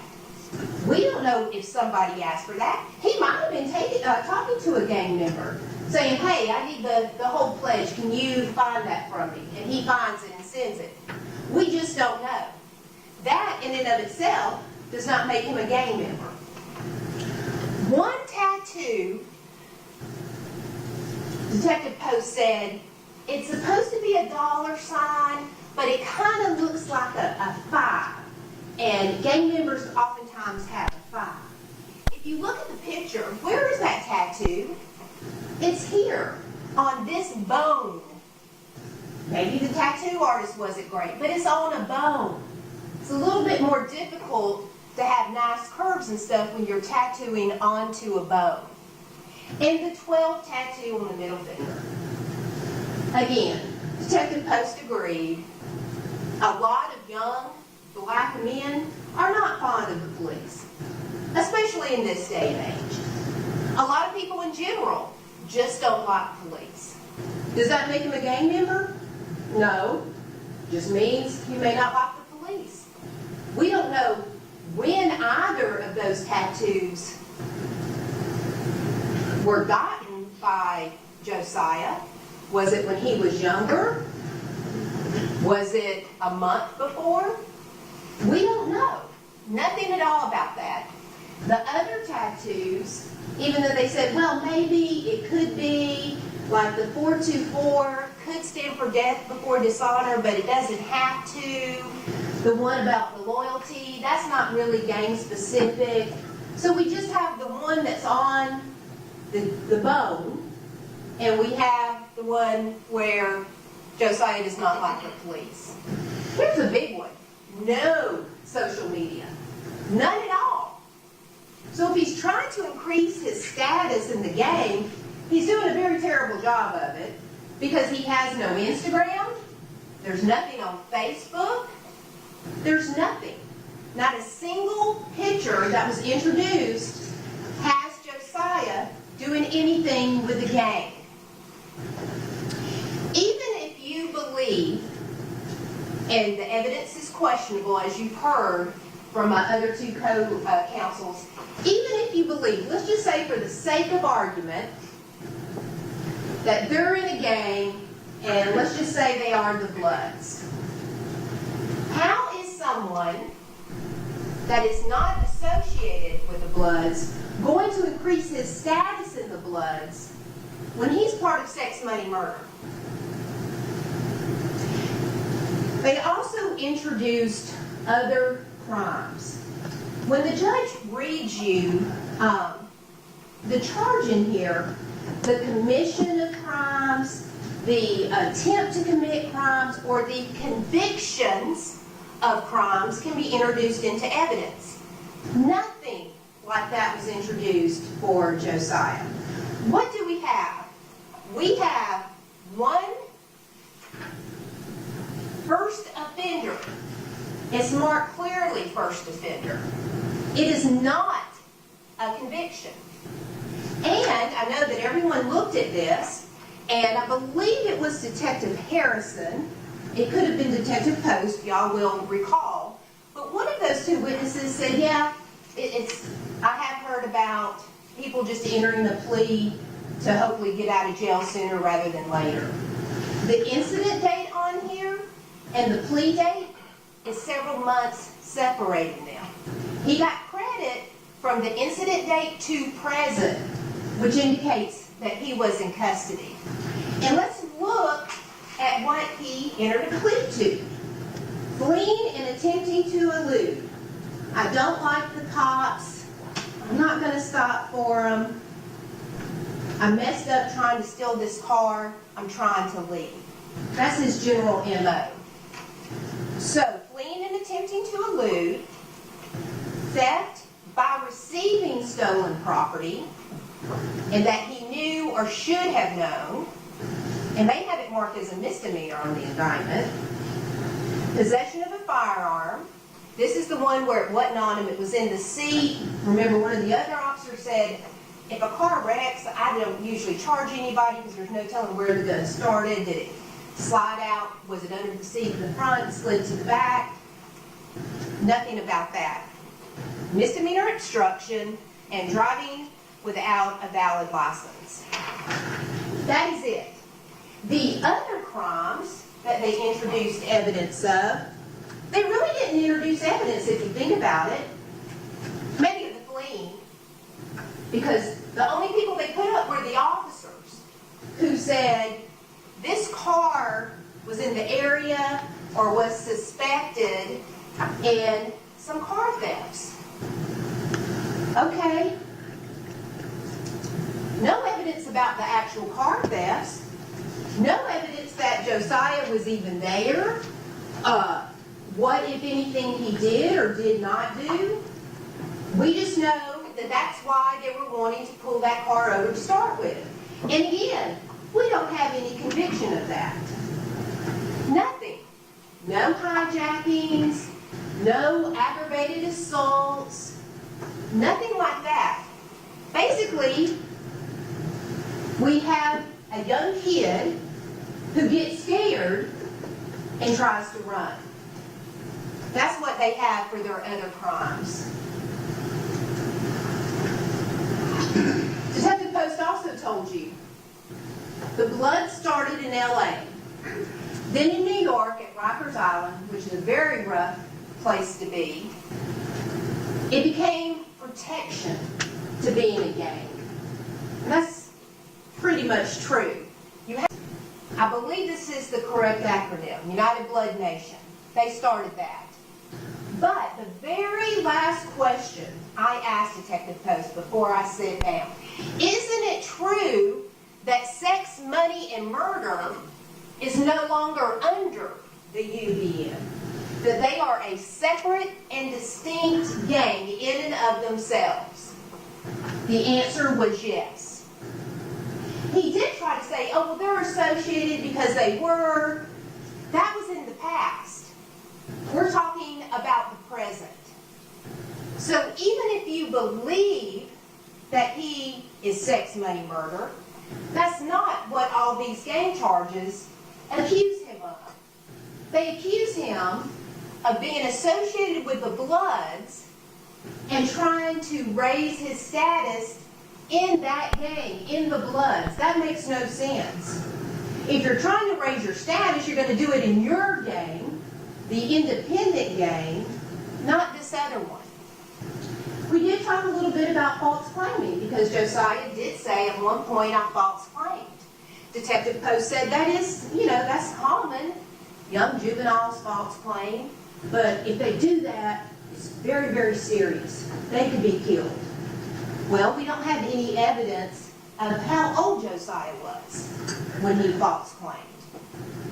Was he the same age when he got the tattoo on his eye? If you think that that's a gang tattoo. Who did he false claim to? Was he 14, 15, and he false claimed the gang to his little buddies in 8th grade?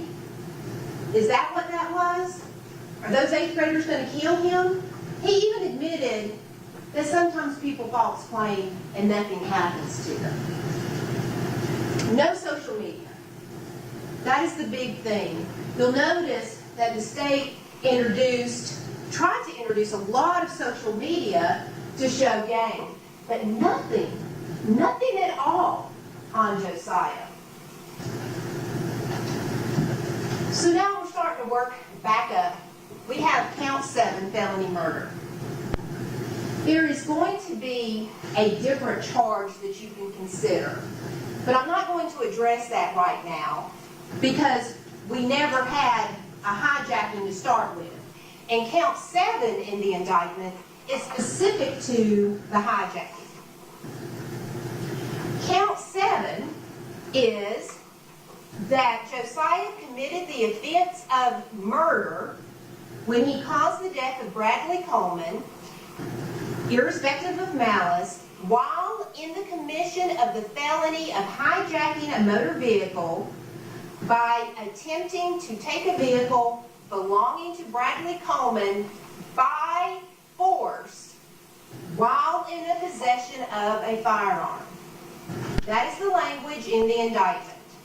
We already know that there wasn't any force, and we already know that possession of a firearm means that the firearm is used, it's branded, it's somehow integral to the force component of hijacking a motor vehicle. So on this particular felony murder count, the evidence suggests that it should be a straight not guilty because the hijacking itself never took place. And again, loading you up here with the gang charges, like Mr. Lewis and Mr. Clegg said, we can't really concentrate on these 5 because we've got double of the gang charges. Because, you know, let's face it, you hear gang, I don't care who you are. You think a certain way about somebody. That's just human nature. So let's just have 10 gang charges, and especially when the judge has to read 10 gang charges, the average person is like, oh my God, they're just a piece of crap. They're just a young thug. You can't let the number of charges and the overcharging convolute what the evidence is in this case. And again, these are specific to felony murder based upon hijacking, and they involve the Bloods. But let's look a little bit more about what felony murder is. Just because the death occurs at the same time that something happens, of course the death did not occur at the same time as Josiah got into the car, or even a little bit thereafter. There were so many intervening things that happened. That's not necessarily in and of itself means that there is a felony murder. So now we're going to go back up to count 1. Count 1 is felony murder, which has caused the death while in the commission of a felony, aggravated assault, by shooting. Now, I know you're sitting there going, well, that seems pretty straightforward, but we have to break down what the law is in regards to these particular charges. Causing the death of another by committing a felony, which aggravated assault is a felony. Again, just because there was a death, just because there was a felony, there may be additional factors that you have to consider. That is the connection part. Voluntary manslaughter. In considering the felony murder charges, and if collectively y'all decide, well, it was hijacking, you will have the option of voluntary manslaughter for both felony murder counts. However, the evidence in this case suggests that the only felony murder where a lesser should be considered would be voluntary manslaughter. In considering felony murder charges, you have to decide whether the defendant was sufficiently provoked and acted out of passion. If you find that to be the case, you cannot return a verdict of guilty on the felony murder, but you would be authorized to return a guilty verdict on voluntary manslaughter. This is very important.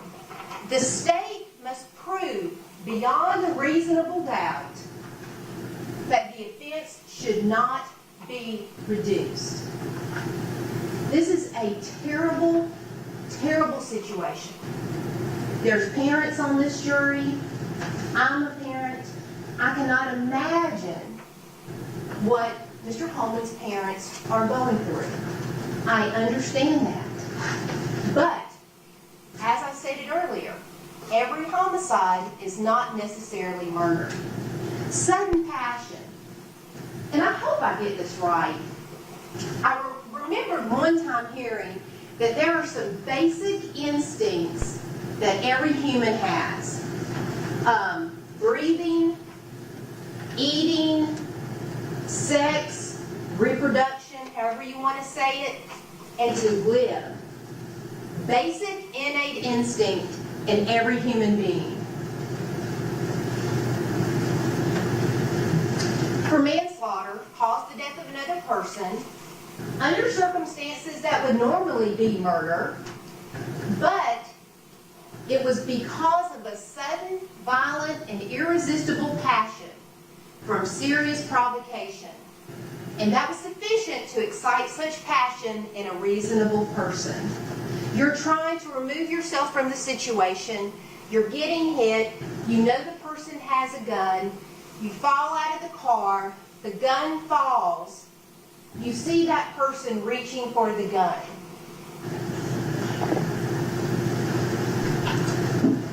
The defendant in this particular case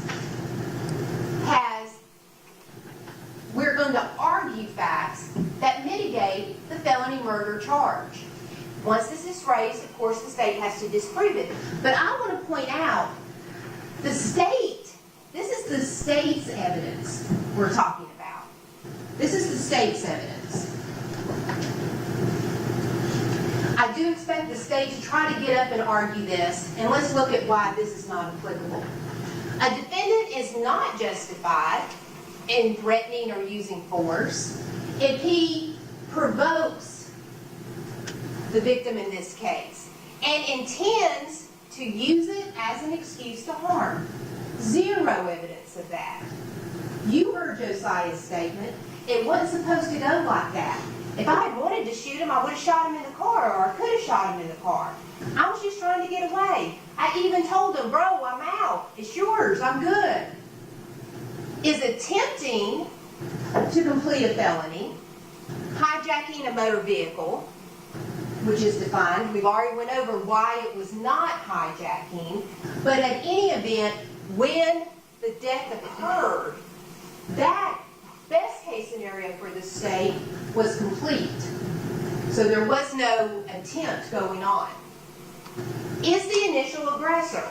I do expect Mr. Melvin to say, well, he's definitely the initial aggressor. He got in the car. He was trying to take the car. However, what else did the state's evidence show? Unless he withdraws from the encounter and clearly communicates it to the other person, his intent to withdraw, and the other person continues or threatens to continue the use of unlawful force. Now, the court is not going to charge you on what levels of force you can use, but we would submit to you that when you're defending your property, if someone is leaving, you can't just threaten to shoot them.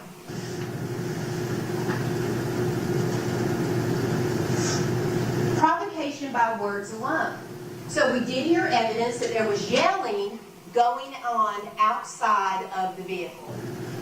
I can be calling you every name under the sun, calling you out of your name, whatever. Provocation alone is not enough.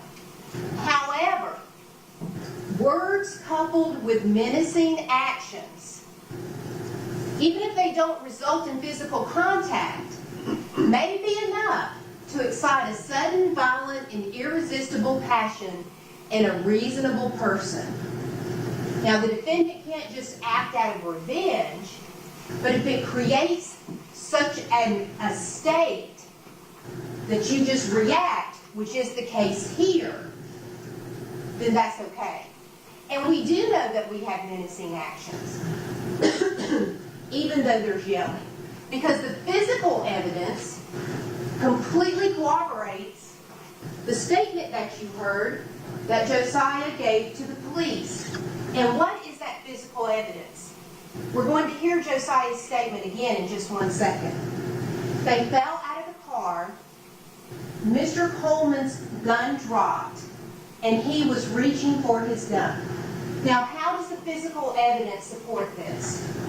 Because when he was shot in the top of the head at an angle as he would be reaching for his gun. That is how the physical evidence supports Josiah's statement.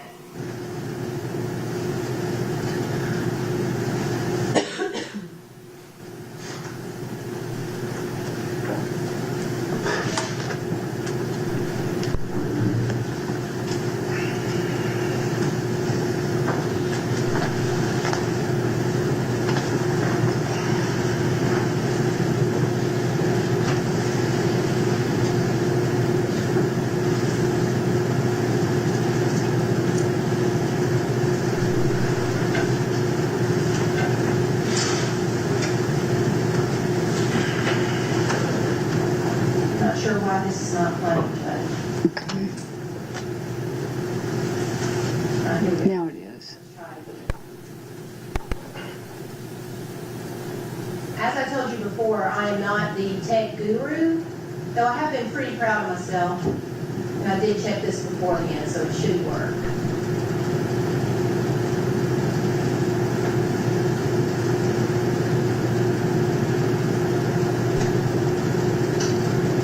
Is there something with the match for sound? Not cared at all about that family that has been mourning the loss of their son and that little girl that's going to grow up. Here's the thing: as bad as it sucks that your daughter is going to have to deal with the fact, what you did and the consequences of what you did, and you have to deal with that. That's consequences that you brought on yourself. That guy didn't do anything to bring that on himself and to bring that on his family, and that is not right for his family and for his little girl. It's not right, man. So if nothing else, if you can just separate the fact, the two things, separate the consequences for you and think about his family, because regardless of how it affects you, the morally right thing to do, any human being that has any sort of a conscience, any sort of emotion, remorse, can feel that inside them.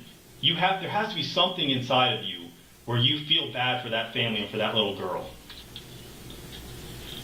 It's not right, and they deserve that. And like Corporal Jorstad said, at this point, the thing for you to do is to be a man, to accept your consequences and accept your fate, because they're coming down the tracks whether you like it or not. So the best thing that you can do right now, the right thing that you can do right now, Josiah, is do right by that family. They deserve it. Think about them. If you can't get past how it affects you, think about them. So, you have a daughter. Mr. Coleman has a daughter. Think about his family. Think about his daughter. You're going to suffer the consequences, but give this family some closure. If you have any remorse at all, you will give this family closure. That is when Josiah told the officers what happened. He thinks about what they said. He drops his head. He puts his head in his hands. About that little girl.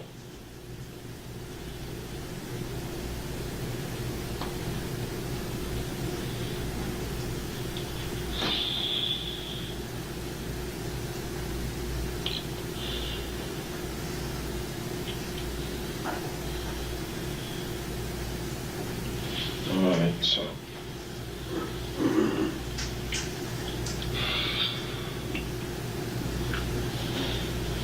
I don't know, it's just like I got in the car and when I seen him get up, I tried to get out the car. But by the time when I got in the car, I seen his gun on the passenger seat.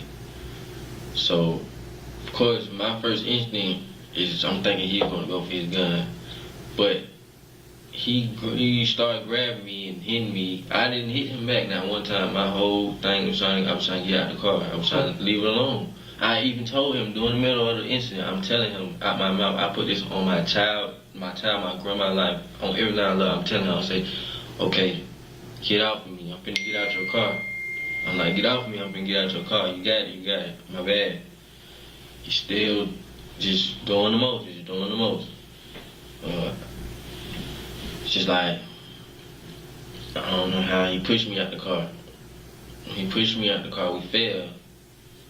He tried to grab his gun, like I knew he was reaching for, like, when his gun went for, I knew he was going for, like, he was going for his gun. So I'm like, okay, when he grabbed his gun, he's finna shoot me. Even though I told him, like, I know he's finna shoot me. And then, that was how it happened, like. So what happened at that point? You dropped the gun on the ground. The gun was, I think the gun was in his hand. When we failed, it dropped. Okay. Inside the car. When you got out of the car, what happened at that point? The gun was on the floor when we got out of the car. Which gun? His gun. Where was your gun? In my pants. Okay. I never pulled it out. That's the whole point. I could have pulled the gun out inside the car and shot him or something like that. I didn't do. I wasn't trying to touch that man. I wasn't trying to do nothing like that. I know that. I believe you. I mean, the video. I believe you. You're telling the truth about that. The video confirms it. But I'm just so. His gun was on the floor. At what point did you put it in your hand? I want to stop right there. The judge is going to instruct you that what these officers are saying during this are not evidence. However, what Harrison said there, he also said it on the stand. I know. I saw the struggle. There was an altercation in the car. He talked about that on the stand. Gun? Yeah. When I was leaving the scene or something. So did you shot him with your gun and then you took his gun after that? Is that right? It's like, yeah. So once he pushed you out of the car, his gun was on the floor of the car at that point, but y'all. Okay, I'm sorry. It was never on the floor. Okay. It was in the passenger seat the whole time. He Gotcha. had it on the passenger seat the whole time. He was in the passenger seat while he was pumping gas. So I seen it. I didn't even touch it. But when he got up, he jumped in the car. He started hitting me, beating me up. And I'm telling him, like, you know, I'm leaving. I'm leaving. You got it, bro. I'm not wrong. I was trying to do the right thing at the time. Like, I was trying to leave it alone.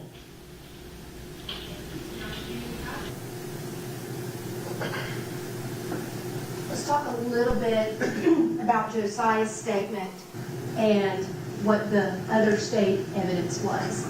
There was a witness who hid, pulling. He pulled him out of the car. We know from the autopsy report that Mr. Coleman was 203 pounds. His mom said he was 6'9". I believe she said 6'5" to 6'9". We know that Josiah is 5'8" and 140. Sometimes when you recall an event, you're recalling the whole event. You're recalling the event knowing that one of the individuals has been shot. Does that maybe take on whether it was a push or a pull? Whenever someone has a hold of your arm and is trying to hold on to you and get you out of the car, and you're pulling like this to get your arm away, could that look like trying to pull that other person? Arguably, yes. But it's also Josiah trying to get away. Physically,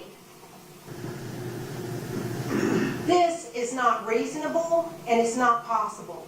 Not only pulling someone that big with that much weight differential, he almost weighs 50% more than Josiah. He's basically having to drag him over a center console. That just does not make sense. Detective Harrison corroborated the statement. I watched that video, what did he say, 1,000 times? 10,000 times? I don't know, 1,000 times? You can see an altercation. You can't see if anybody had a gun when they got out, but you can see that there is an altercation. The witness across the street corroborates that. There was yelling and screaming. We don't know who or what was said. There was screaming, and then someone pulled, a gun out. No gun visible before then. Excuse me, one moment.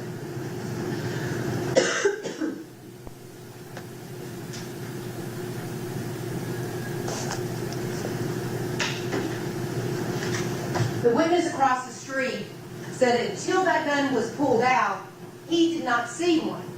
And why was he not able to see the one the victim had? Because it had fallen.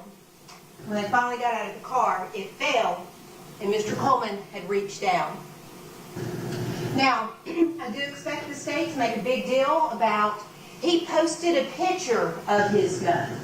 And he sold it, and he lied to the police.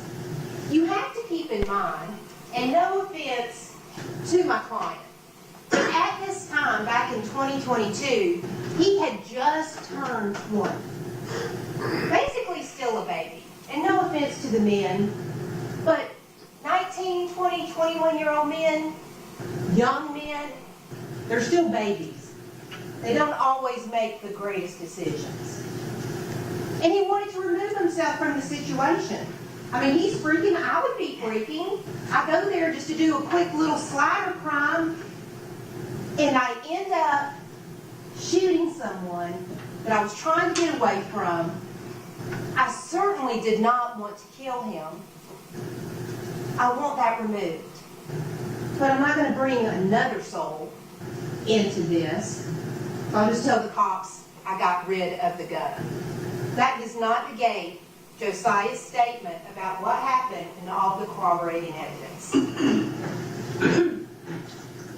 So, Detective Harrison, slider crime, non-confrontational, weapon is usually not involved because it's just a game, a crime based upon stealth and convenience, a crime of opportunity. Detective Harrison, Coleman gets in the car after it moved. Both doors are open. There's an altercation in the car. Could not determine, you could tell I was working on this late, if either had a gun when exiting the vehicle. Josiah pulled his gun out of the holster. Now, why is that important? That goes to show you that Josiah never had a gun displayed or used it in the car. Because when Mr. Coleman got in the car, they started fighting. So, does it make sense that Josiah would then take the gun, put it back into his holster so tight that when he pulled it out, outside of the car, the holster came with it and failed? The distance from the car to, unfortunately, where Mr. Coleman was found, there is a distance. There's no blood in between there to show that there had been anything in the car. No blood in the car, no gunshot residue, no casings, nothing like that. And again, same thing. You know, they're bad gangbangers. Even though he's not a blood, and even though it's not felony murder, we're going to add those on there. Aggravated assault. Make an assault with a deadly weapon by shooting.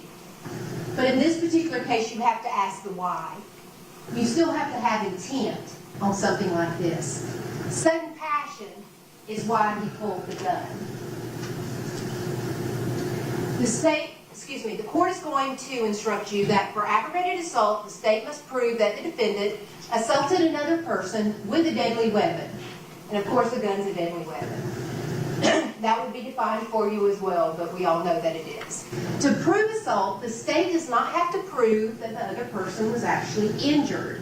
However, the state must prove that the defendant committed an act that placed the person in reasonable apprehension of fear or immediately receiving a violent injury.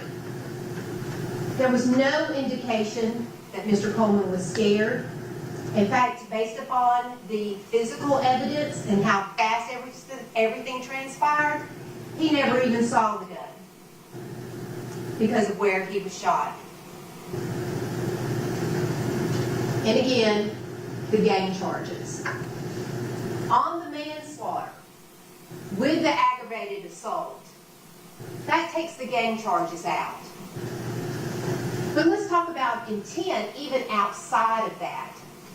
There was never an intent for aggravated assault. Ever. Never an intention for a shooting.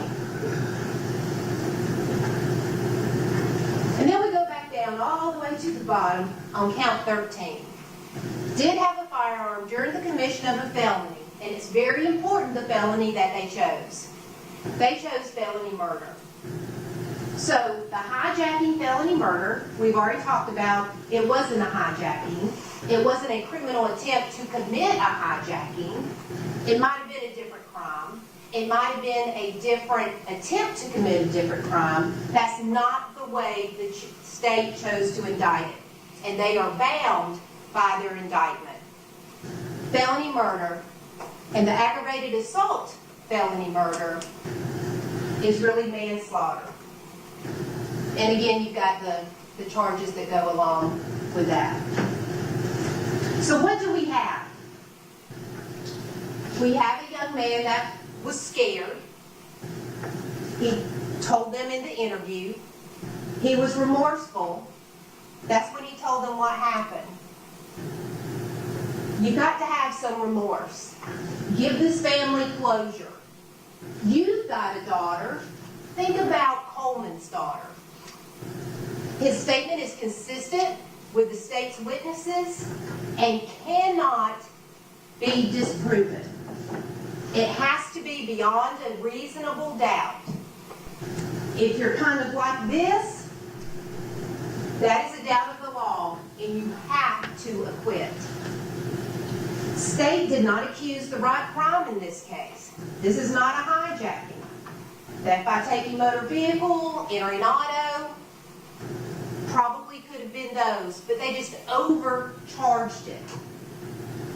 Added the gang to create a prejudice, which we all do. I mean, I'm a criminal defense attorney, and I hear gang, and I'm like, oh, Lord, roll my eyes. That's just normal. And, as Mr. Clegg said, I believe it was, it's because the state knows that there's problems with this case, and hoping that you're going to convict Josiah because he's a terrible gang member. And they just suck as human beings. You know, the gang talking about the 65% of all crimes. All crimes. So that's child molestation, rape, shoplifting, blah, blah, blah, blah, blah. They've been in existence for over 20 years, this organization, and they spend all this money on research, but not any research about what can we do about it. The state mislabeled the gang, said it was Bloods. Sex, Money, and Murder, according to Detective Post, is its own independent gang. So what are we missing in this case? Intent for everything except for a slider crime, which we know is normally not done with violence, according to Harrison, and we know that there was no force or use of a gun.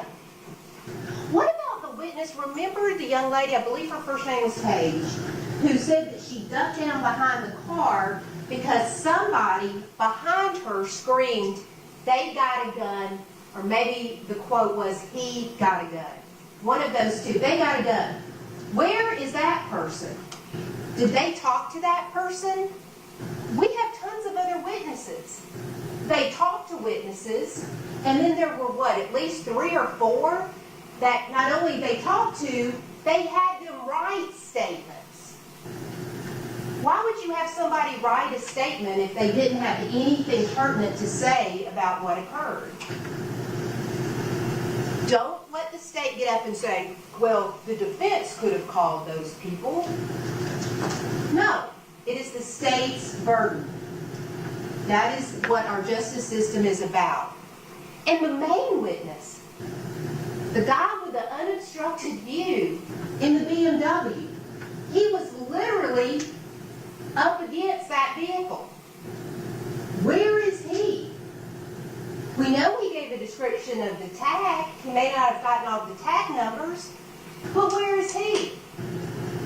I would submit he's not here because, again, it's consistent with what Josiah said happened.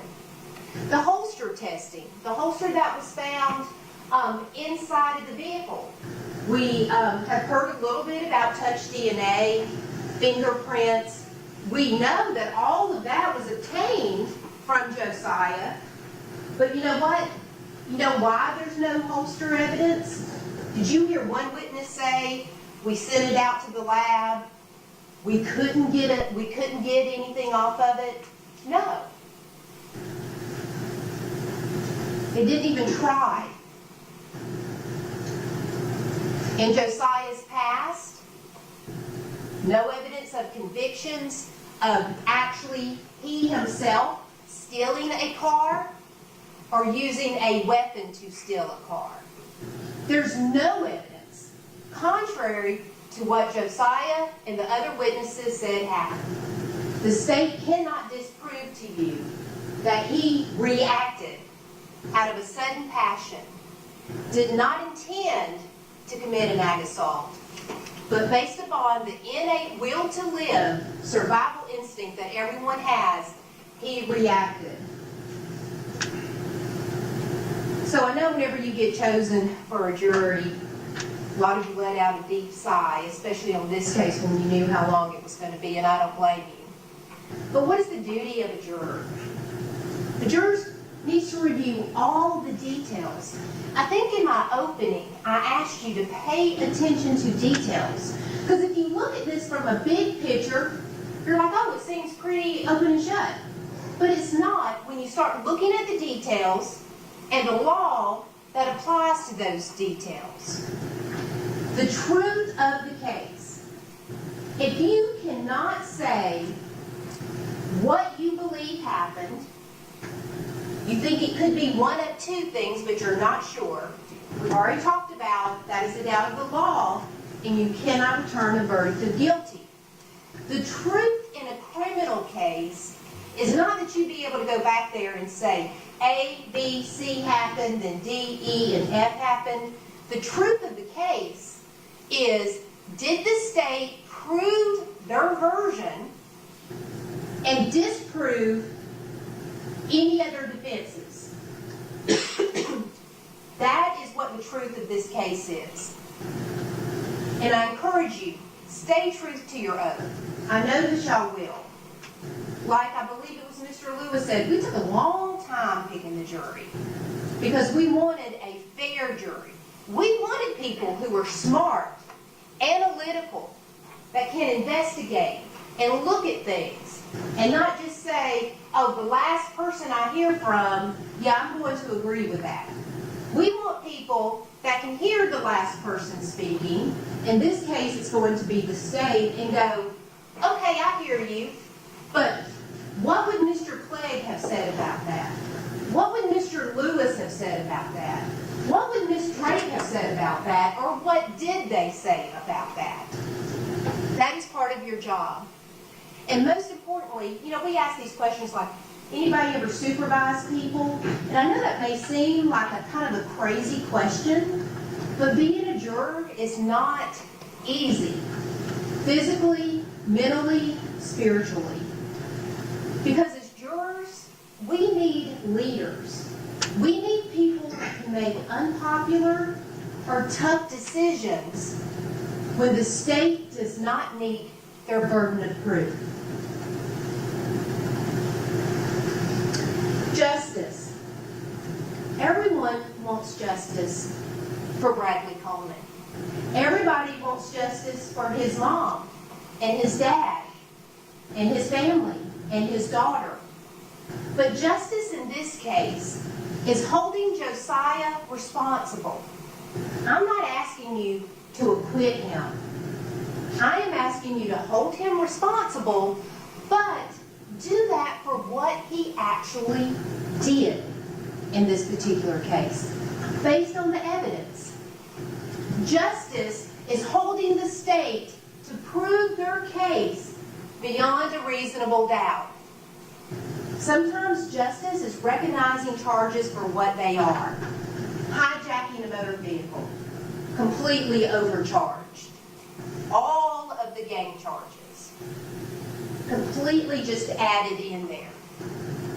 Justice is recognizing that questions are not evidence, but sometimes how they play out can be a little bit misleading.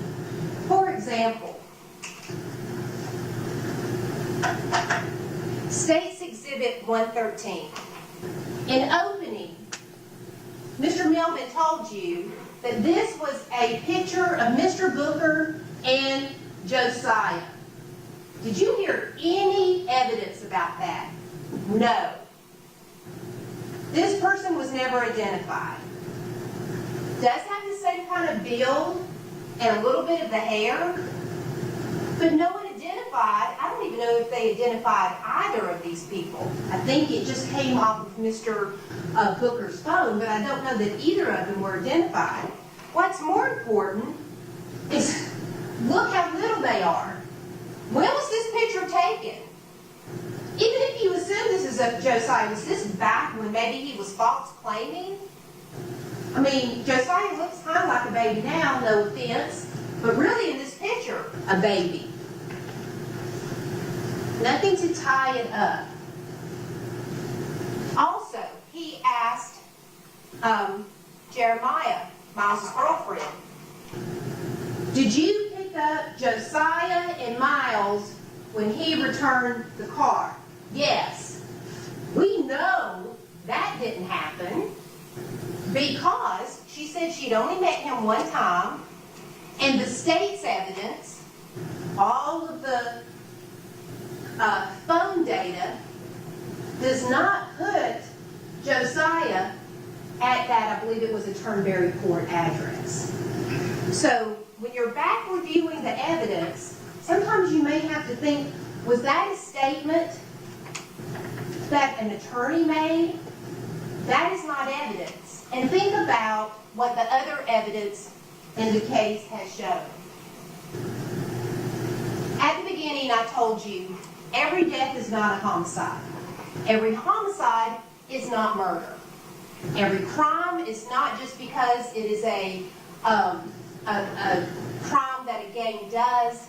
And every crime is not to maintain and increase status, especially when you don't have any social media to post about it on. I hope you remember in my opening, I told you that at the conclusion of the trial, I will come back before you and ask you to return a verdict of not guilty for Josiah based upon the charges. And that is true. I am not asking you to do a complete not guilty in this particular case. I'm asking you to return a verdict that the evidence is uncontroverted about. The truth in this particular case, every homicide is not a murder.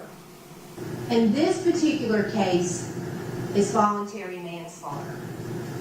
I appreciate your time and your patience and your listening. Mr. Melvin will have the last word. I encourage you to give him the same courtesy, but keep in mind, no one over here is going to be able to get up and come back. So think about, what would they have said? What did I hear that gives me a little bit of pause about what is said? And when the verdict comes back, I encourage you to look at all the evidence, hold Josiah responsible. He needs to be held responsible. Trying to do a slider crime, and it goes wrong. But it is voluntary manslaughter. Thank you. Thank you, Ms. Drake. Okay. We're going to take a 5 to 7 minute comfort break.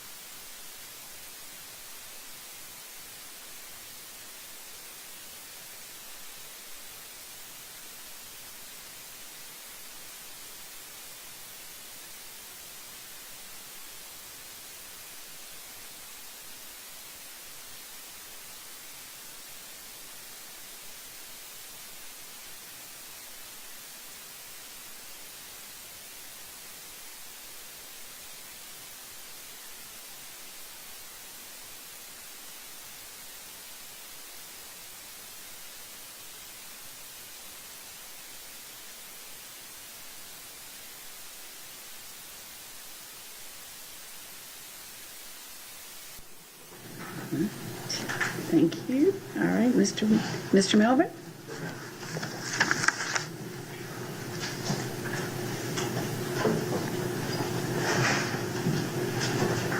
July 10th, 2022, Bradley Coleman lost his life. And the defendants came to steal. They were prepared to kill. This is slowed down. I'm sorry, this is not slowed down yet.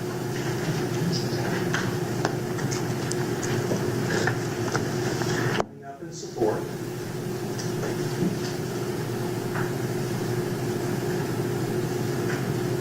Coming out.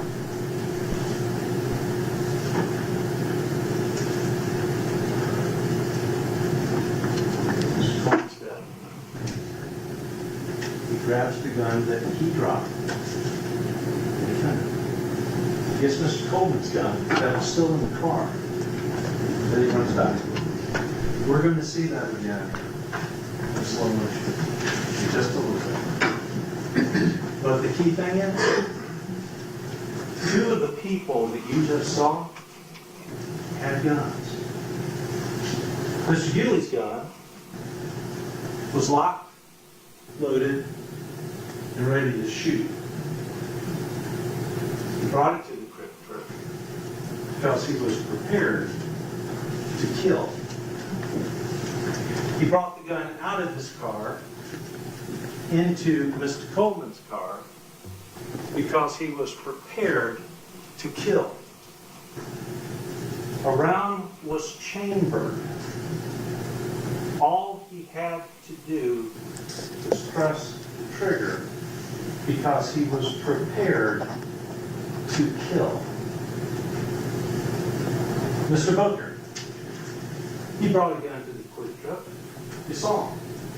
He's the man that comes running out, pointing his gun at Mr. Coleman because he was prepared to kill. He ran up in support, pointing that gun. And Mr. Collins, I'm just going to say this. I rented the Benz. He also brought the two gunmen to the QuikTrip and the person that killed Mr. Coleman. We're going to talk about evidence. We're going to talk about the law. Because when you go home and you put your head on your pillow, I want y'all to know you did the right thing. Direct evidence is evidence. This is what the judge is going to charge you that points directly to an issue. You step outside, you feel it raining, you see it raining, you can testify it rained. Circumstantial evidence, on the other hand, is proof by direct evidence from which you can infer other facts. You step outside, the ground is completely drenched. As far as the eye can see, you didn't see it rain, but you can testify it rained while I was in the courthouse. We make decisions all the time based on circumstantial evidence, but here's the other thing. The judge is also going to tell you the law doesn't require any greater degree of certainty for circumstantial evidence. They are equal. So, what about the charges that you have to apply the law to the evidence in this case? Felony murder with the gang acts, aggravated assault with the gang acts, felony murder based on hijacking a motor vehicle with the gang acts, then the hijacking, and then the possession of a firearm during the commission of a felony. Let's talk about those charges because I want you to know you did the right thing. The first one is felony murder based on the aggravated assault. The judge is going to charge you for felony murder. The state has to prove the defendant caused the death of another person by committing a felony. And when you put a gun to somebody's head and shoot, that's felony, and you cause it. But the judge, well, let's listen to the defendant. In the car, and when I seen him get up, I tried to get out the car. But by the time when I got in the car, I seen his gun on the passenger seat. So, of course, my first instinct is I'm thinking he's gonna go for his gun. But he started grabbing me and hitting me. I didn't hit him back not one time. My whole thing was I was trying to get out the car. I was trying to leave it alone. I even told him during the middle of the incident, I'm telling him out my mouth, I put this on my child, my grandma's life, on everything I love. I'm telling him, I say, okay, get off of me. I'm finna get out your car. I'm like, get off of me. I'm finna get out your car. You got it. My bad. He's still just doing the most. It's just like, I don't know how he pushed me out the car. When he pushed me out the car, we fell.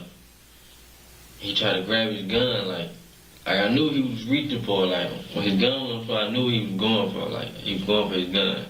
So I'm like, okay, when he grabbed his gun, he's finna shoot me. Even though I told him, like, I know he's finna shoot me. And then, it was how it happened, like. So what you're going to see in just a minute when we play the video back in slow-mo is that Mr. Coleman didn't go for anything. What you're going to see is that Mr. Coleman's gun was still in the car, and what you're seeing is he was shooting in the head. Remember, they came prepared for this. Lights. Mr. Booker is already run around. It's spilling out. Mr. Hewley comes out. He's got a gun in his hand. Watch. Because he falls, he comes down, he gets up, bam, Mr. Coleman's dead. Mr. Hewley dropped the gun. Mr. Hewley picks it up. He runs back to the car to get the other gun that was in the car. Mr. Coleman never had his gun.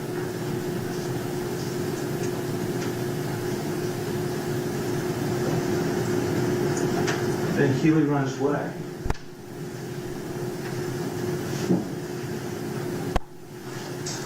Defendant, to be accountable for felony murder, is not required to be the shooter. The judge will charge you. A person who commits a felony can be convicted for any murder that occurs as the result of the commission of that felony, without regard to whether he actually committed, intended to commit, or acts to commit the murder of the victim. That's the law. We hold people responsible for felonies that they commit together. The causation says a person, and the judge in charge of this, commits a felony can be convicted for any murder that occurs during the commission of a felony. That's the law. And we are here today not because of the ills of society, not because of 30 years of rap music. We're here today because of the decisions of the defendants. Their decisions are what put us here today. And they were prepared to kill. The judge is going to tell you that a defendant only needs to intend to commit the underlying felony.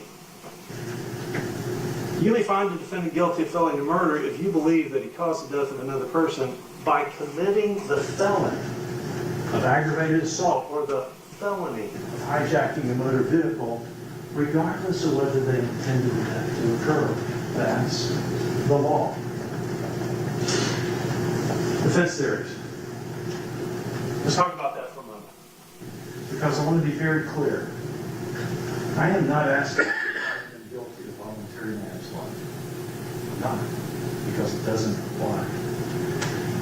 The judge is going to charge you in relation to voluntary manslaughter. In considering felony murder, you must decide whether the defendant was sufficiently provoked and acted out of passion. Then, you're going to have to find 4 things. That they caused the death, under circumstances that would otherwise be murder, and acted only because of a sudden, violent, irresistible passion that resulted from serious provocation. Mr. Coleman was fighting for his life. That holding the arm, watch the video when you see it again in slow-mo, he was holding the arm that had the gun. He was, Mr. Healy was not seriously provoked. The defense theory, mistake of fact, I think the implication was that the defendant thought he was about to be shot, but mistake of fact is not a defense to a crime. And the judge will tell you this, because it's the law. If the mistake is brought about by the defendant's fault, it doesn't apply. They came prepared to kill. Now, let's talk about some of the defense theories too, because we've talked about reasonable doubt. And my grandfather, he had this saying, you can't make chicken salad out of chicken food. What do you do when you have clients that are just guilty of sin? Then you start saying, they didn't prove their case. There's something missing. You cannot definitively say this is a $1 bill because it says on there. Ladies and gentlemen of the jury, you were charged with deciding this case beyond a reasonable doubt. Not beyond all doubt. You'll never hear this. Beyond a reasonable doubt. The doubt of a fair-minded, impartial juror honestly seeking the truth. Not doubt, the truth. And are there gaps? Always. In every case. But you have the evidence.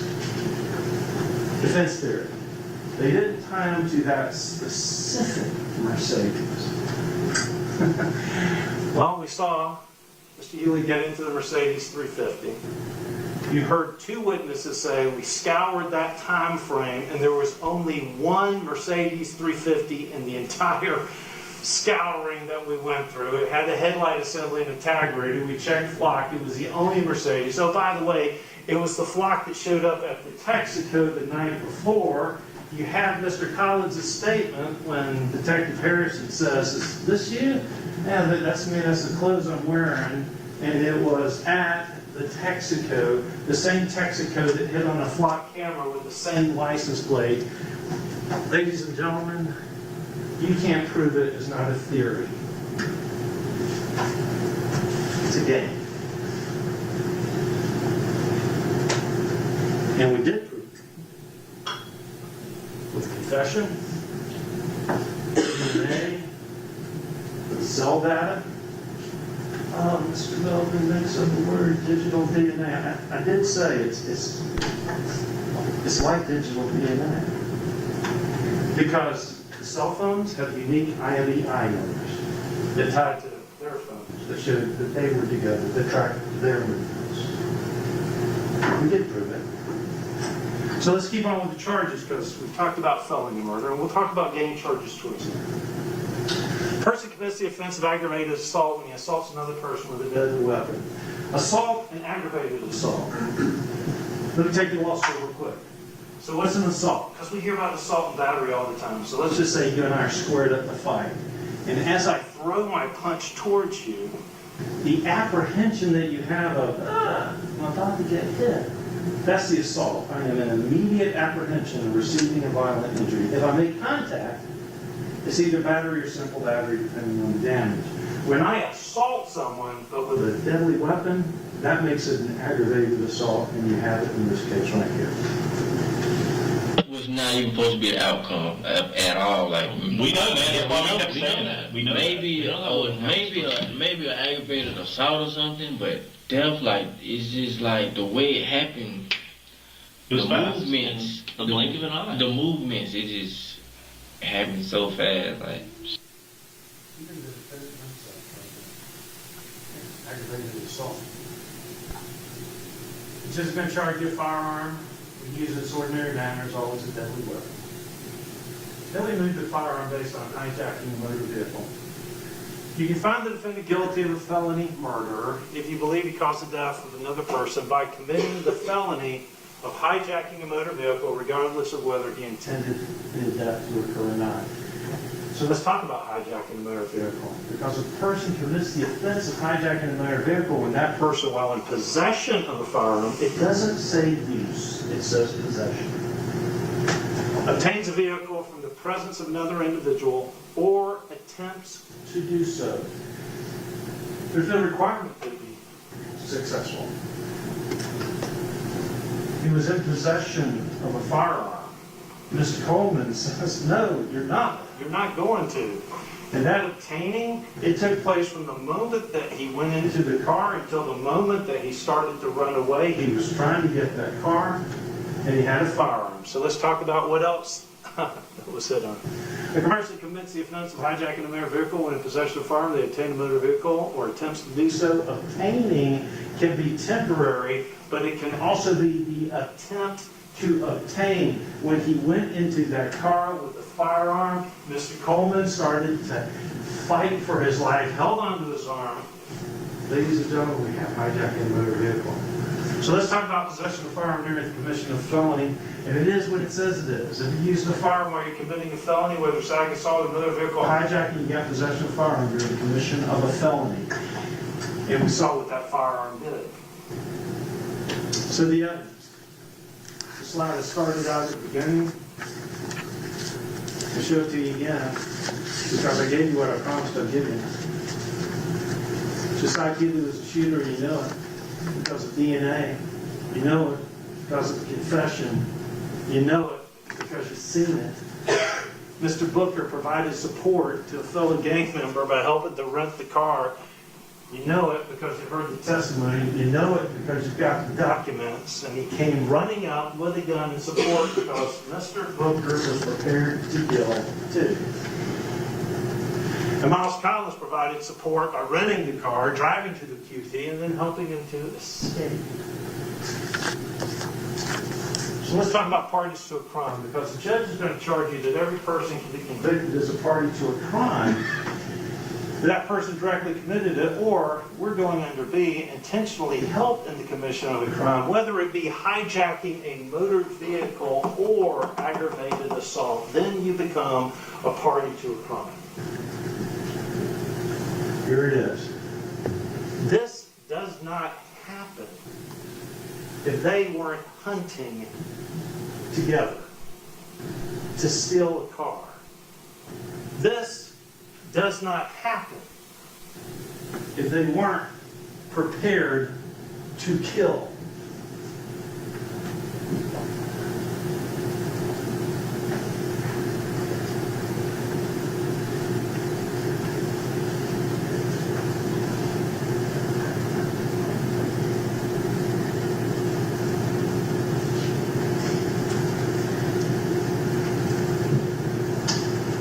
The defendant is not required to be the shooter to commit felony murder. A person who either directly or indirectly is a party to a crime, commits a motor vehicle hijacking or ag assault, they can be convicted of a felony murder. And that's what we're asking you to do. Let's talk about knowledge and intent. Because the knowledge aspect of it is not, did I know they were going to commit a murder? The knowledge is, did I know that we were going to commit an underlying felony? Did I go there with the intent to steal? And yeah, when the defendant knowingly and intentionally participated or helped in the commission of that theft, of that hijacking, of that aggravated assault, then yeah. See if you can get in the car with a gun. Yeah. You're okay with it because the last time you tried to steal a car and you didn't have a gun, a woman kicked your butt.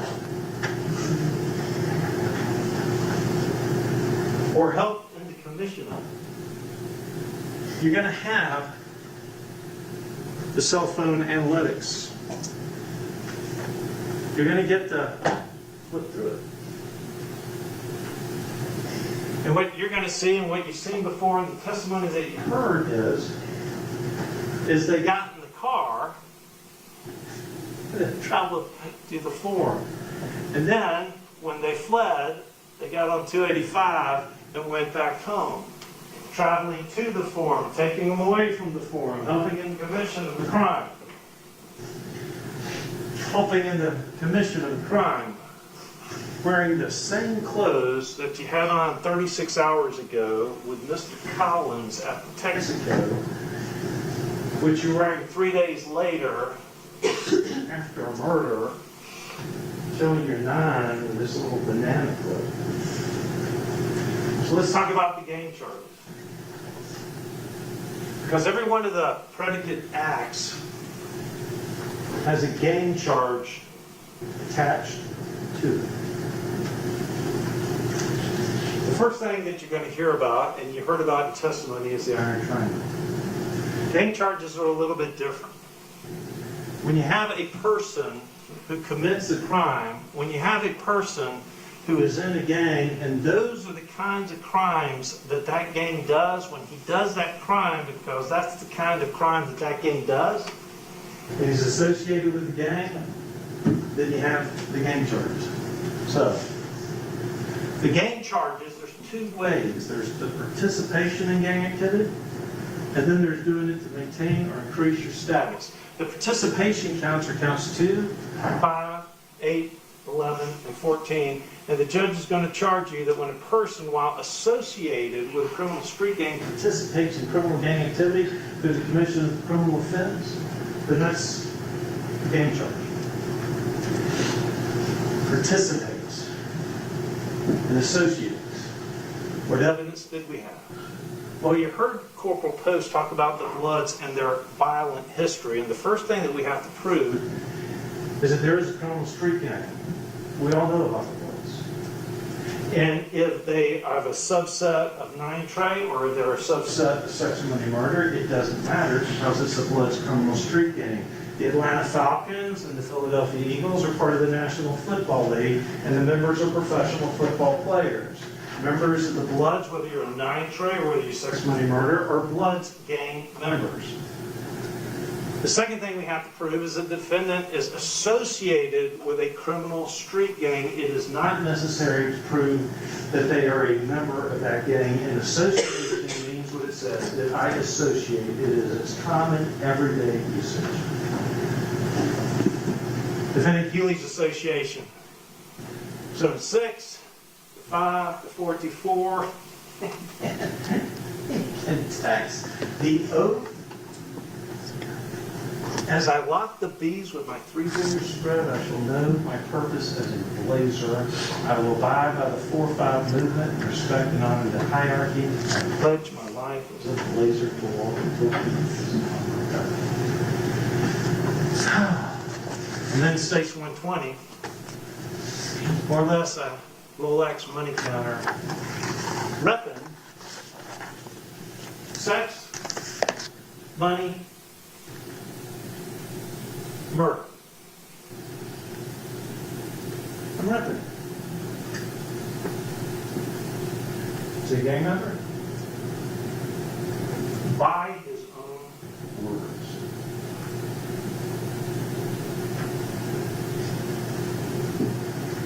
That picture that Ms. Drake held up and some other interesting things that you heard expert testimony about, knowing that the 5's associated with the Bloods, knowing that 9 Trey is associated with Billy,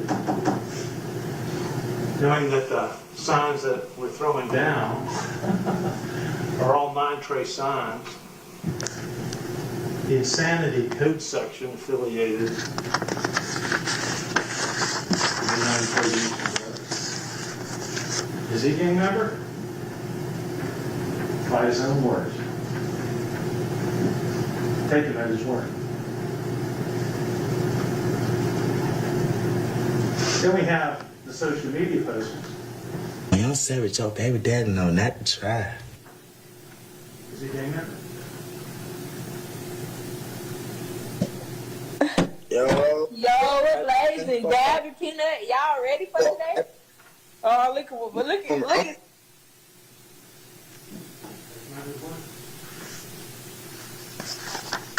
I started off early. Yeah, 3 stacks, Billy gang shit.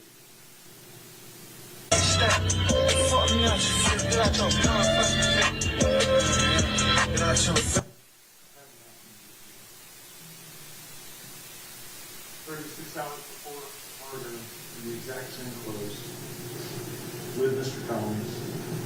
Mr. Collins, who has the red tattoo. We post on Instagram, the guys wrapped in about 9 trays. Billy gang shit. Yeah, real Billy gang shit. But get what? I never get them street laws. Nigga, mind your business, get money, and shut the fuck up, nigga. So, are they gang members? Take them at their word. Take them at their posting. Take them with their pictures. Here's the third thing I have to prove. The state has to prove the defendant conductor participated in the alleged predicate act. The offenses of aggravated assault, the hijacking of motor vehicle, the firearm charges, they're all predicate acts, gang offenses. You can find one of them every time they participated in it by driving to the QT gas station, by putting a gun, by running up in support, by helping them flee. If you can find them guilty of criminal street gang activity. Is this participating?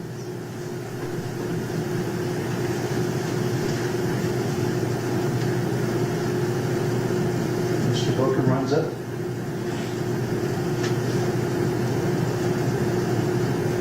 And you heard the expert testimony that if you don't support the gang member when they're in a fight, then you're going to get violent.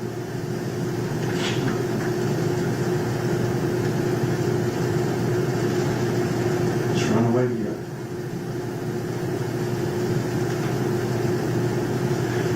Counts 2, 5, 8, 11, and 14. The last thing I have to prove in relation to those counts is that that was the sort of crime that the gang does, and you heard the expert testimony from Detective Post, the motor vehicle hijackings,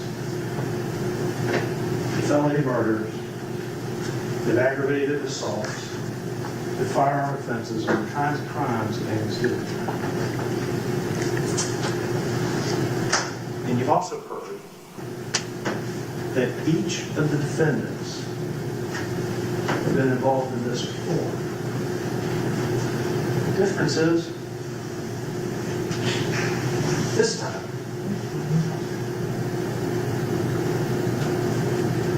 they were prepared to kill. They did it again. Mr. Coleman died.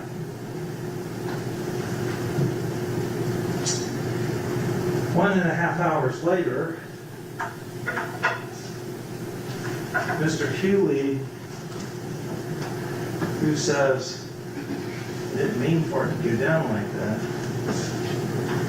takes a picture of the victim's firearm that he went back to the car to get and is trying to profit. And the way you know it's the victim's firearm, even though you don't have the serial number, you don't have to have the serial number. Sometimes there's unique characteristics that make things special. And the thing that made it special was that little defect right there in the corner, and you see it right there. 90 minutes later.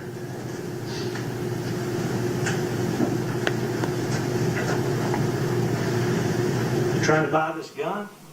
Send him a picture. So there's a second set of gang charges. Did I participate in gang activity? We know they're in a gang. We know it's the kind of stuff the Bloods do. But if I'm in the Bloods gang, whether it's sex, money, murder, or whether it's 9 tray, will I get respect? Will I maintain my status? Will I increase my status? That's what we have to show. And Detective Post told you.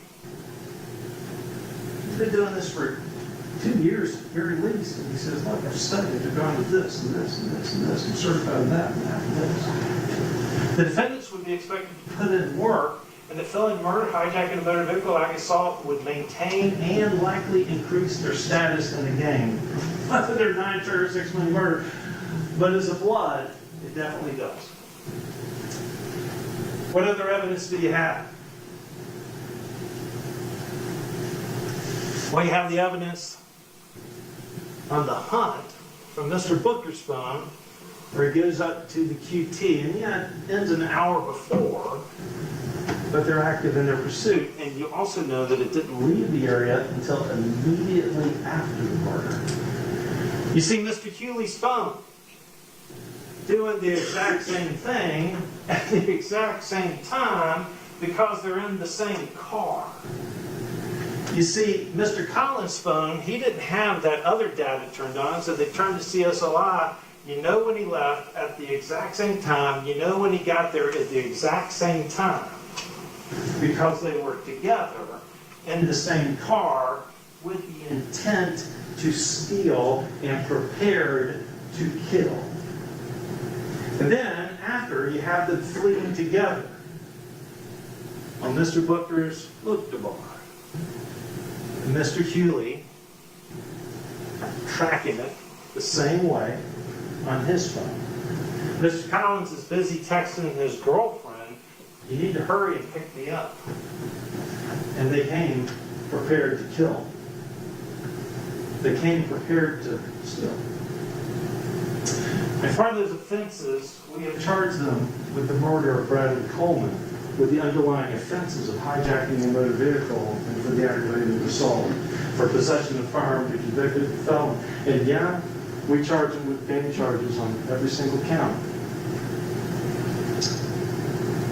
Here's what Dr. Martin Luther King said, and I'm shutting this down. And if I've lost your attention, please give it back to me.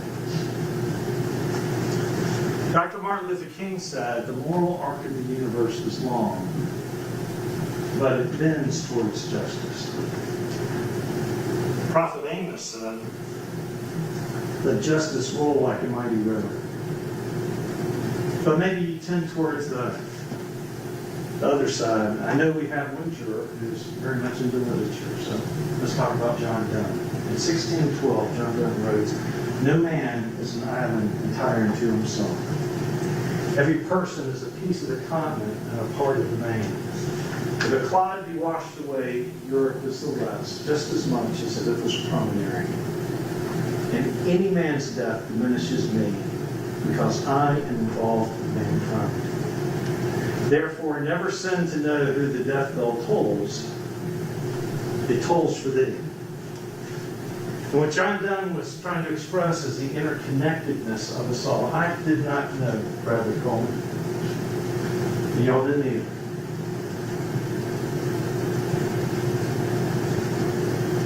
But I'm lesser because he was taken from us. And on July 10th, 2022, Ms. Coleman lost a son. Others lost a coach, a friend, and a mentor. Amira lost her daddy. Because the defendants wanted to cover. And they were prepared to kill him.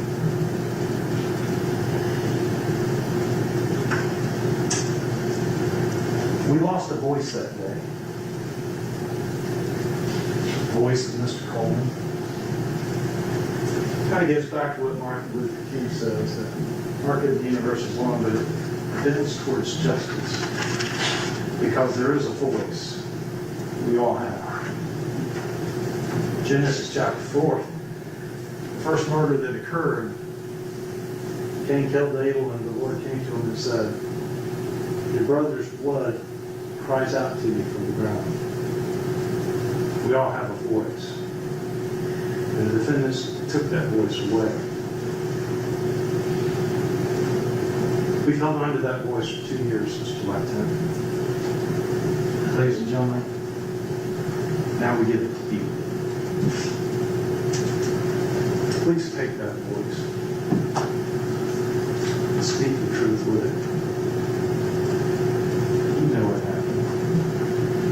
Don't let a game of the defense. It's not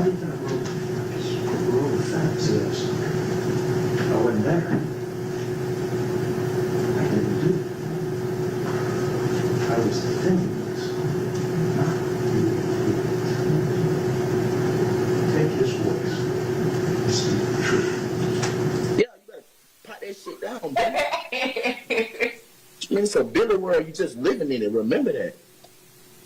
No. This is Gwinnett County.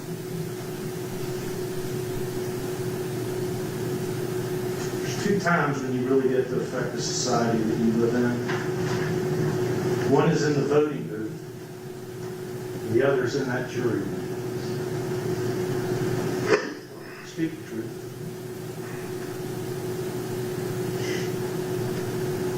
Because this is what happened.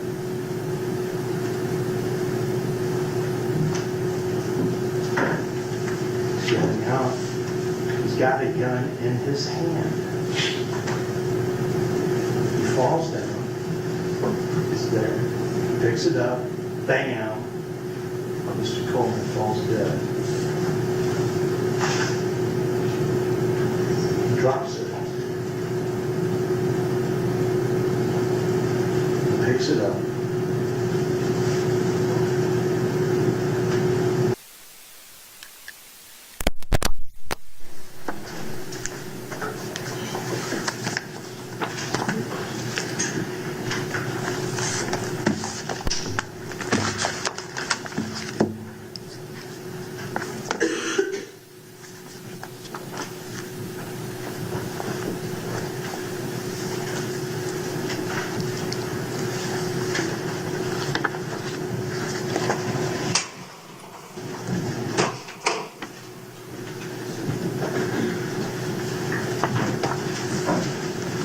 Ladies and gentlemen, I am about to read the law that applies to this case.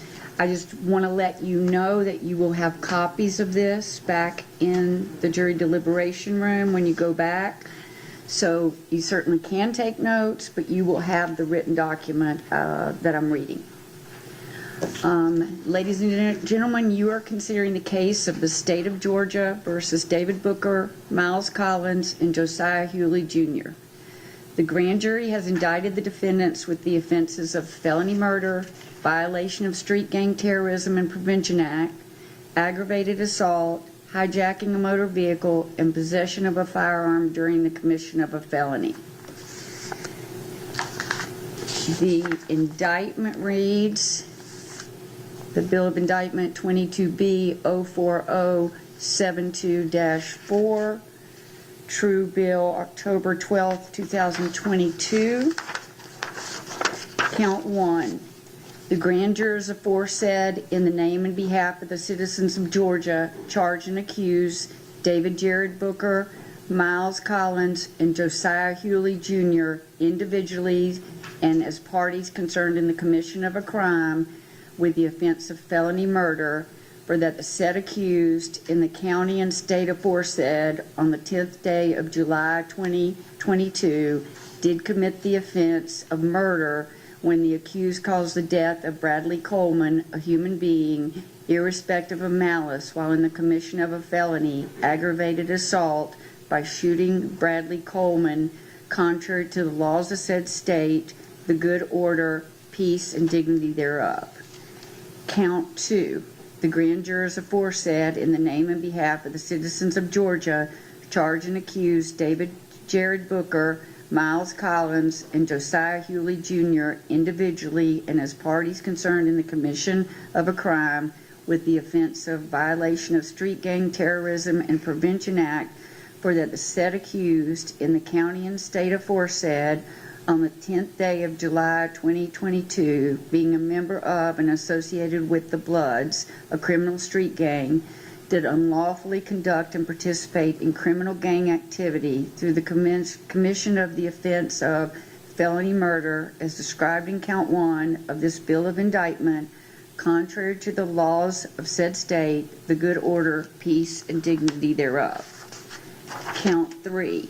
The grand jurors aforesaid, in the name and behalf of the citizens of Georgia, charge and accuse David Jared Booker, Miles Collins, and Josiah Hewley Jr. individually and as parties concerned in the commission of a crime with the offense of violation of Street Gang Terrorism and Prevention Act, for that the said accused in the county and state aforesaid on the 10th day of July 2022, being a member of and associated with the Bloods, a criminal street gang, did unlawfully conduct and participate in criminal gang activity through the commission of the offense of felony murder as described in count 1 of this bill of indictment with the intent to maintain and increase his status and position in said gang, contrary to the laws of said state, the good order, peace, and dignity thereof.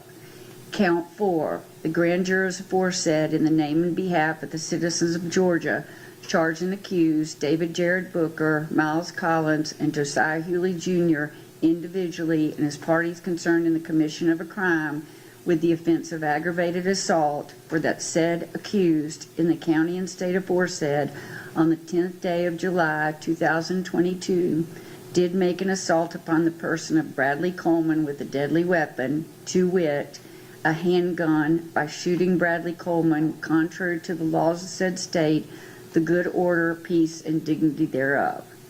Count 5. The grand jurors aforesaid, in the name and behalf of the citizens of Georgia, charge and accuse David Jared Booker, Miles Collins, and Josiah Hewley Jr., individually and as parties concerned in the commission of a crime with the offense of violation of Street Gang Terrorism and Prevention Act, for that the said accused in the county and state aforesaid on the 10th day of July 2022, being a member of and associated with the Bloods, a criminal street gang, did unlawfully conduct and participate in criminal gang activity through the commission of the offense of aggravated assault as described in count 4 of this bill of indictment, contrary to the laws of said state, the good order, peace, and dignity thereof. Count 6. The grand jurors aforesaid, in the name and behalf of the citizens of Georgia, charge and accuse David Jared Booker, Miles Collins, and Josiah Hewley Jr. individually and as parties concerned in the commission of a crime with the offense of violation of Street Gang Terrorism and Prevention Act, for that the said accused in the county and state aforesaid on the 10th day of July 2022, being a member of and associated with the Bloods, a criminal street gang, did unlawfully conduct and participate in criminal gang activity through the commission of the offense of aggravated assault as described in count 4 of this bill of indictment with the intent to maintain and increase his status and position in said gang, contrary to the laws of said state, the good order, peace, and dignity thereof.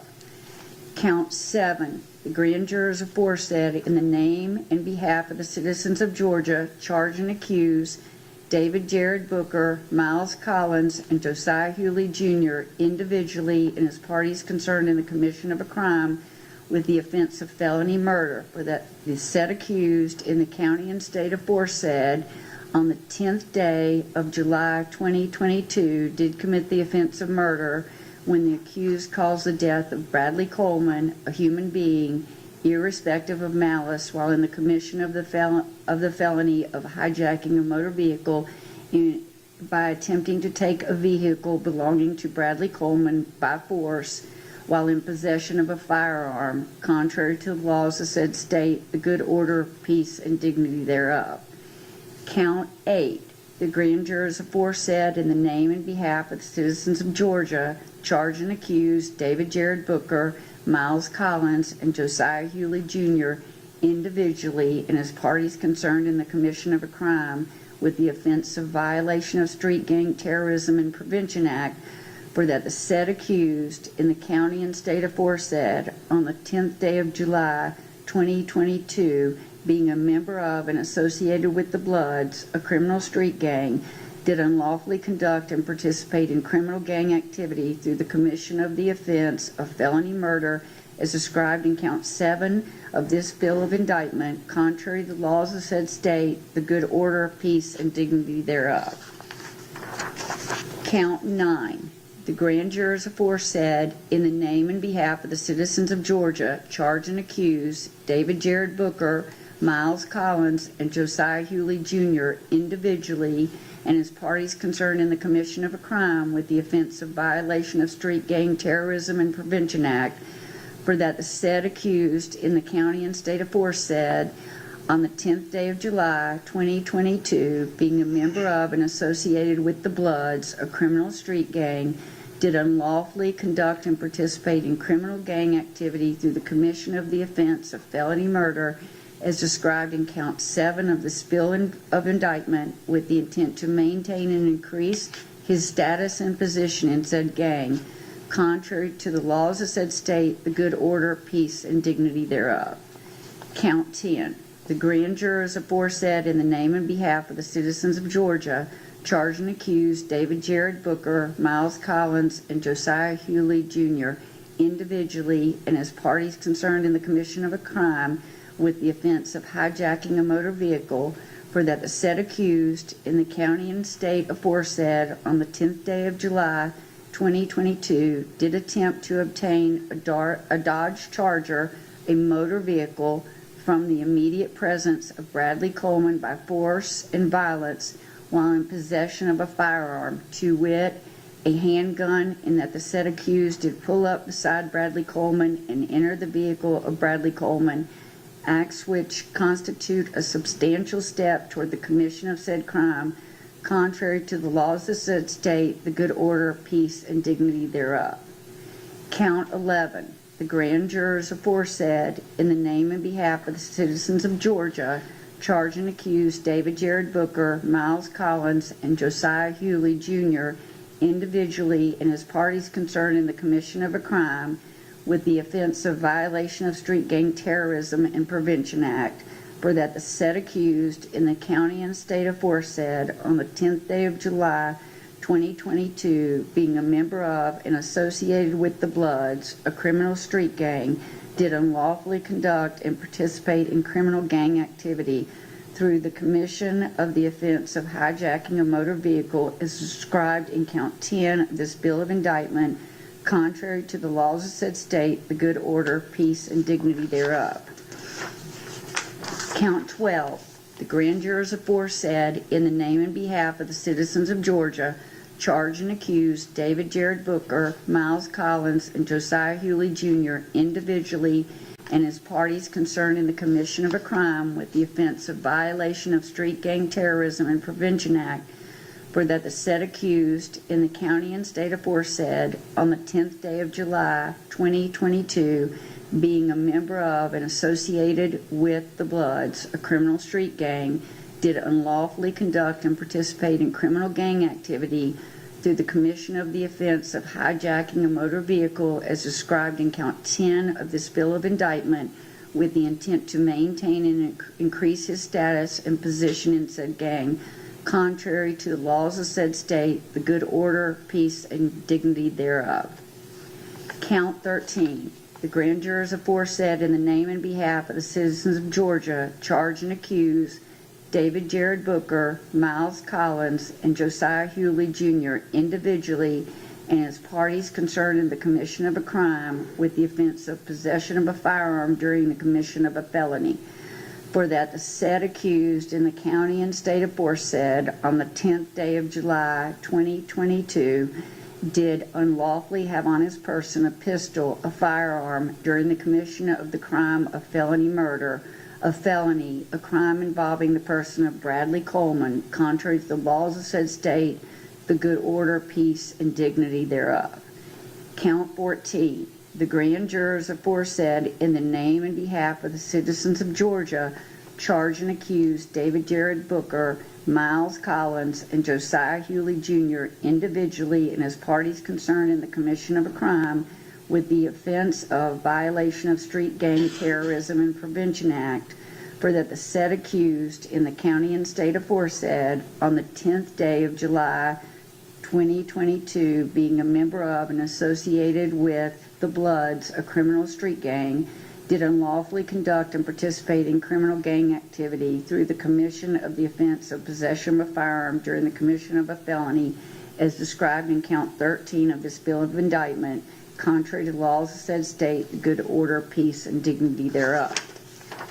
Count 15. The grand jurors aforesaid, in the name and behalf of the citizens of Georgia, charge and accuse David Jared Booker, Miles Collins, and Josiah Hewley Jr. individually and as parties concerned in the commission of a crime with the offense of violation of Street Gang Terrorism and Prevention Act, for that the said accused in the county and state aforesaid on the 10th day of July 2022, being a member of and associated with the Bloods, a criminal street gang, did unlawfully conduct and participate in criminal gang activity through the commission of the offense of possession of a firearm during the commission of a felony as described in count 13 of this bill of indictment, with the intent to maintain and increase his status and position in said gang, contrary to the laws of said state, the good order, peace, and dignity thereof. Issue and plea of not guilty. The defendants have each entered a plea of not guilty to this indictment. The indictment and the plea form the issue that you are to decide. Neither the indictment nor the plea of not guilty should be considered as evidence. Presumption of innocence, burden of proof, reasonable doubt. Each defendant is presumed to be innocent until proven guilty. Each defendant enters upon the trial of the case with the presumption of innocence in his favor. This presumption remains with the defendant until it is overcome by the state with evidence that is sufficient to convince you beyond a reasonable doubt that the defendant is guilty of the offenses charged. No person shall be convicted of any crime unless and until each element of the crime is proven beyond a reasonable doubt. The burden of proof rests upon the state to prove every material allegation of the indictment and every essential element of the crime charged beyond a reasonable doubt.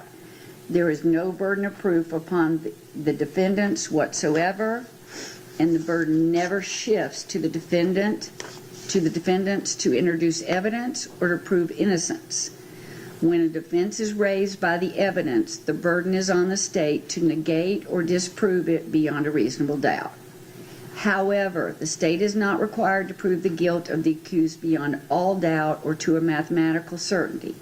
A reasonable doubt means just what it says. A reasonable doubt is a doubt of a fair-minded, impartial juror honestly seeking the truth. A reasonable doubt is a doubt based upon common sense and reason.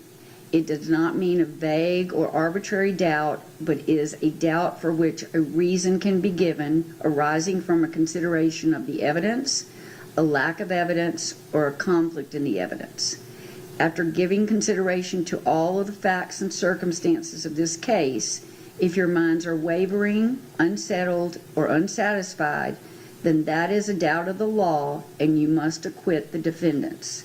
But if that doubt does not exist in your minds as to the guilt of the accused, then you would be authorized to convict the defendant.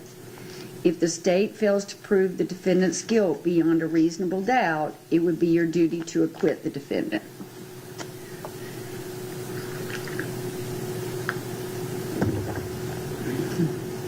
Grave suspicion. Facts and circumstances that merely place upon the defendant a grave suspicion of the crime charged, or that merely raise a speculation or conjecture of the defendant's guilt, are not sufficient to authorize a conviction of the defendant.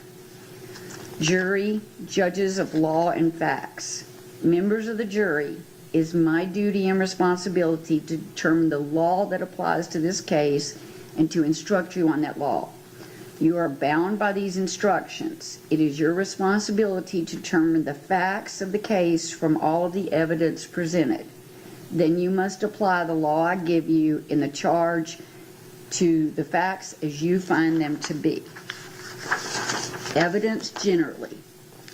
Your oath requires that you will decide this case based on the evidence. Evidence is the means by which any fact that is put in issue is established or disproved. Evidence includes all of the testimony of the witnesses and any exhibits admitted during the trial. Evidence does not include the indictment, the plea of not guilty, opening or closing remarks of the attorneys, or questions asked by the attorneys. Direct and circumstantial evidence. Direct evidence is that which may be seen or heard or otherwise directly sensed, such as by smell or taste or touch. It may be brought into the court in the form of exhibits or the testimony of direct witnesses to such matters. It is evidence that points immediately to the issue in question. When direct evidence by inference points to an obvious, likely, or reasonable conclusion, even though that conclusion was not directly seen, heard, smelled, tasted, or touched, that is said to be circumstantial or indirect evidence.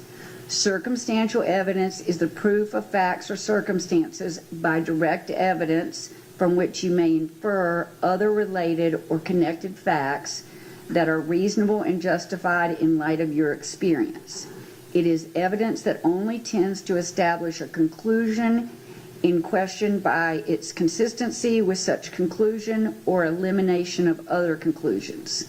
Sometimes circumstantial evidence may point to more than one conclusion. To authorize a conviction on circumstantial evidence, the proved facts must not only be consistent with the theory of guilt, but also exclude every other reasonable theory other than the guilt of the accused. The law does not require a higher or greater degree of certainty on the part of the jury to return a verdict based upon circumstantial evidence than upon direct evidence. Whether dependent upon direct evidence or circumstantial evidence or both, the true test is whether there is sufficient evidence or whether the evidence is sufficiently convincing to satisfy you beyond a reasonable doubt. If not, you must acquit. If so, you may convict. There is no rule that either circumstantial or direct evidence is stronger than the other if conflicting.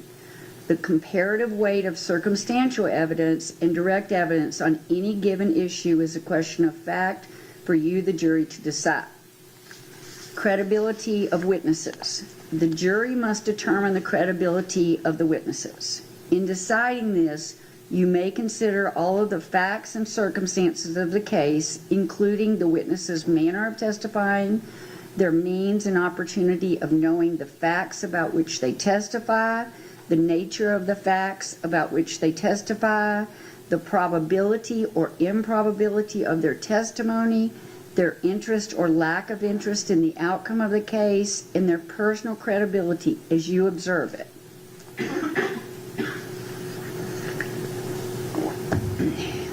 Expert witnesses. Testimony has been given in this case by certain witnesses who are termed experts. Expert witnesses are those who, because of their training and experience, possess knowledge in a particular field that is not common knowledge or known to the average citizen. The law permits expert witnesses to give their opinions based upon that training and experience.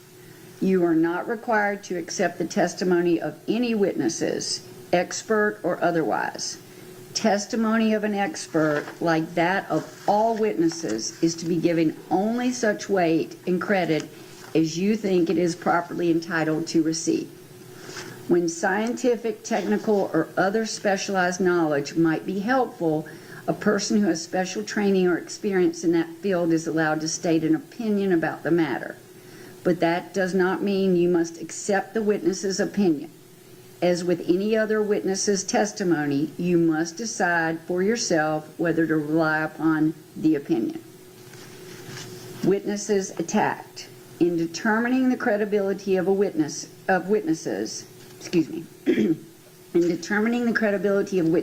and any testimony by them in court, you may consider, where applicable, evidence offered to cast doubt upon the credibility or believability of any such witness. Witnesses supported. In determining the credibility of any witness whose credibility has been attacked, as I have described above, and any testimony by him or her in court, you may consider, where applicable, evidence offered to support the credibility or believability of any such witness. Impeachment. To impeach a witness is to show that the witness is unworthy of belief. The credibility of a witness may be attacked by disproving the facts to which the witness testified. Prior statements. Your assessment of a trial witness's credibility may be affected by comparing or contrasting that testimony to statements or testimony of that same witness before the trial started. It is for you to decide whether there is a reasonable explanation for any inconsistencies in a witness's pretrial statements and testimony when compared to the same witness's trial testimony. As with all issues of witness credibility, you, the jury, must apply your common sense and reason to decide what testimony you believe or do not believe. Single witness corroboration. The testimony of a single witness, if believed, is sufficient to establish a fact. Generally, there is no legal requirement of corroboration of a witness, provided you find the evidence to be sufficient. Statement by one defendant at joint trial. Any out-of-court statement made by one of the defendants on trial in this case after the alleged criminal act has ended may be considered only against the person who made the statement, and only if you find that such statement was freely and voluntarily made. If you find that an out-of-court statement was made to the police freely and voluntarily by the defendant on trial in this case, then you are to consider the statement only as against the particular defendant who made it. Video evidence. You have seen videos during this trial. I have directed that parts of some of the videos to be removed for presentation as not to unnecessarily extend the duration of this trial. Removed portions may include periods of dead time, matters bearing no relation to the case before you, or for specific legal reasons that are not proper for your consideration. You are not to draw any inferences for or against either party based on the removal of portions of this video by this court. Additionally, you have seen videos by two of the defendants being interviewed by law enforcement officers. I caution you that the declarations or statements of the officers are not evidence, and you should not consider such statement as evidence unless such statements are proven to you by other competent evidence. Defendant's choice not to testify. The defendant in a criminal case may take the stand and testify and be examined and cross-examined as any other witness. You should evaluate such testimony as you would that of any other witness. However, the defendant does not have to present any evidence nor testify. If the defendant chooses not to testify, you may not consider that in any way in making your decision. Statement of defendant. A statement that the defendant allegedly made while in custody has been offered for your consideration. Before you may consider this as evidence for any purpose, you must determine whether the defendant's statement was voluntary, and if the statement was given in custody, whether the defendant was properly advised of his constitutional rights. Voluntariness defined. To be voluntary, a statement must be freely and willingly given and without coercion, duress, threats, use of violence, fear of injury, or any suggestions or promises of leniency or reward. A statement induced by the slightest hope of benefit or the remotest fear of injury is not voluntary. To be voluntary, a statement must be the product of a free will and not under compulsion or any necessity imposed by others. Burden of proof as to voluntariness. The burden of proof is upon the state to establish that the statement was voluntary, that is, freely and willingly made. If you do not find that the statement was voluntary, you may not consider it for any purpose. Constitutional rights. If you find that the statement was made while in custody and as a result of police questioning, you must also determine whether the defendant was advised of his constitutional rights and whether the defendant clearly understood and knowingly gave up such rights. The constitutional rights that law enforcement officers must explain and that the defendant must understand and voluntarily give up before any custodial statement is taken by law enforcement are as follows. Number one, the defendant had a right to remain silent. Number two, if the defendant chose not to remain silent, anything he said could be used as evidence against the defendant in court.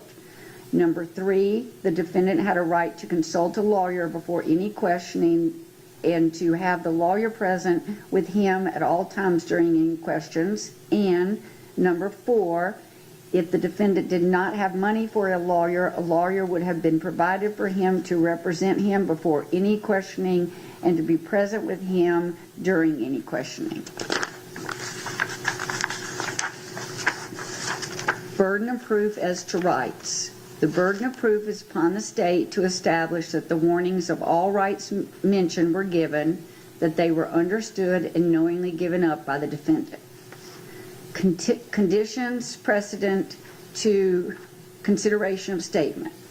If you find, as mentioned above, that the defendant's statement was voluntary and that all of the warnings as to the defendant's constitutional rights were given, that the defendant did understand the meaning of what was said and knowingly gave up such rights, then you may consider it as evidence. If so, then you must apply the general rules for testing the believability of witnesses and decide what weight, if any, you will give to all or any part of such evidence.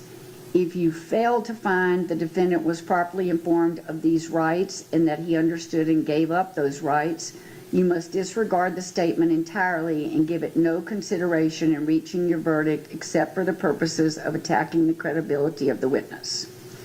Corroboration defendant's statement. You should consider with great care and caution the evidence of any out-of-court statement allegedly made by the defendant offered by the state. The jury may believe any such statement in whole or in part, believing that which you find to be true and rejecting that which you find to be untrue.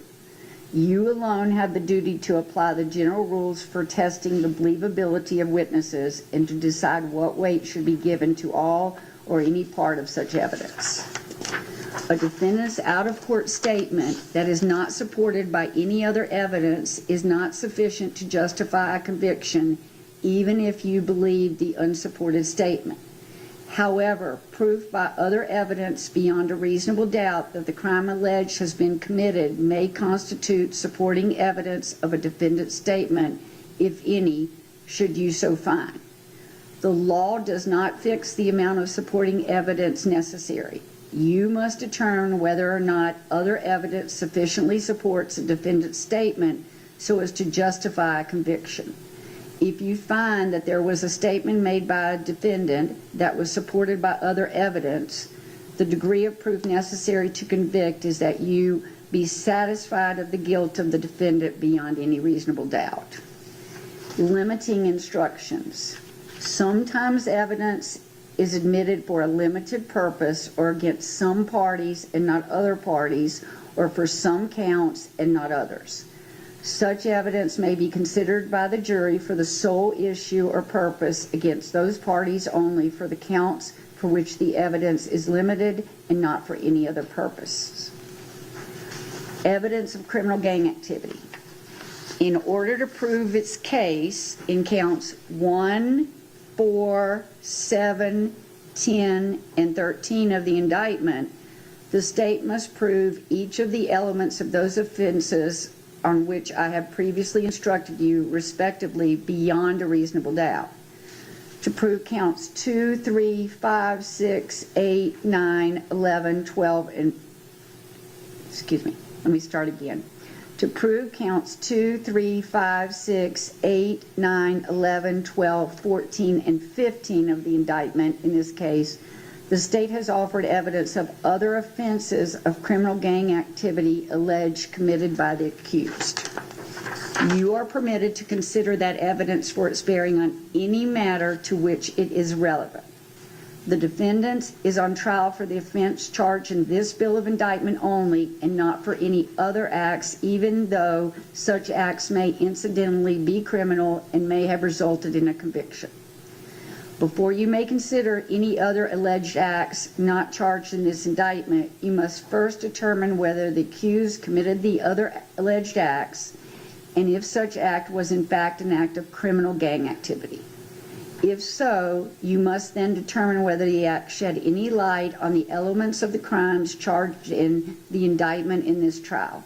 Such evidence is, at most, supporting evidence of some issues and may not, by itself, be the basis of conviction for the case on trial. By giving this instruction, the court in no way suggests to you that the defendant has or has not committed any other acts, nor whether such acts, if committed, prove anything. This is solely a matter for your determination. Identification reliability. Identity is a question of fact for you to determine. Your determination of identity is dependent upon the credibility of the witness or witnesses offered for this purpose. You should consider all of the factors previously charged you regarding credibility of witnesses. Some, but not all, of the factors you may consider in assessing reliability of identification are, number one, the opportunity of the witness to view the alleged perpetrator at the time of the alleged incident. Number two, the witness's degree of attention toward the alleged perpetrator at the time of the alleged incident. Number three, the possibility of mistaken identity. Number four, whether the witness's identification may have been influenced by factors other than the view that the witness claimed to have.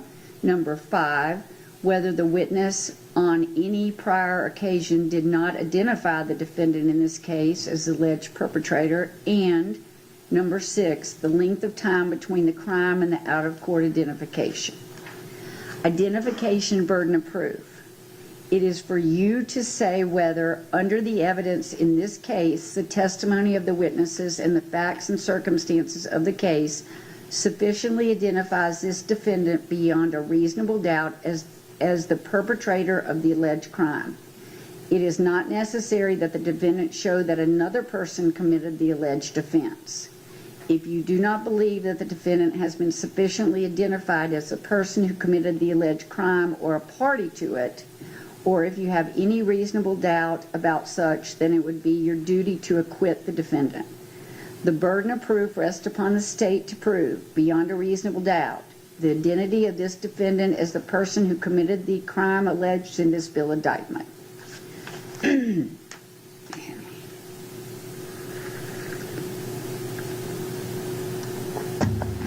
Definition of a crime. The defendants are charged with crimes against the laws of the state. A crime is a violation of a statute of this state in which there is a joint operation of an act and an intention. Intent. Intent is an essential element of any crime and must be proved by the state beyond a reasonable doubt. Intent may be shown in many ways, provided you, the jury, believe that it exists from the proven facts before you. It may be inferred from the proven circumstances or by acts and conduct, or it may be, in your discretion, inferred when it is the natural and necessary consequences of the act. Whether or not you draw such an inference is a matter solely within your discretion. Criminal intent does not mean an intention to violate the law or to violate a penal statute, but means simply the intention to commit the act that is prohibited by statute. No presumption of criminal intent. The defendant will not be presumed to have acted with criminal intent, but you may find such intention or the absence of it upon a consideration of words, conduct, demeanor, motive, and other circumstances connected with the act for which the accused is being prosecuted. Presumptions and inferences. Every person is presumed to be of sound mind and discretion, but this presumption may be rebutted. You may infer, if you wish to do so, that, number one, the acts of a person of sound mind and discretion are the product of that person's will, and number two, a person of sound mind and discretion intends the natural and probable consequences of those acts. Whether or not you make any such inference or inferences is a matter solely within the discretion of the jury. Mere presence. A jury is not authorized to find a person who was merely present at the scene of the commission of a crime at the time of its perpetration guilty of consent in and concurrence in the commission of the crime, unless the evidence shows, beyond a reasonable doubt, that such person committed the alleged crime, helped in the actual perpetration of the crime, or participated in the criminal endeavor. Mere association, guilt by. A jury is not authorized to find a person who is merely associated with other persons involved in the commission of a crime guilty of consent in or concurrence in the commission of the crime unless the evidence shows beyond a reasonable doubt that such person helped in the actual perpetration of the crime or participated in the criminal endeavor. Parties to a crime. Every party to a crime may be charged with and convicted of commission of the crime.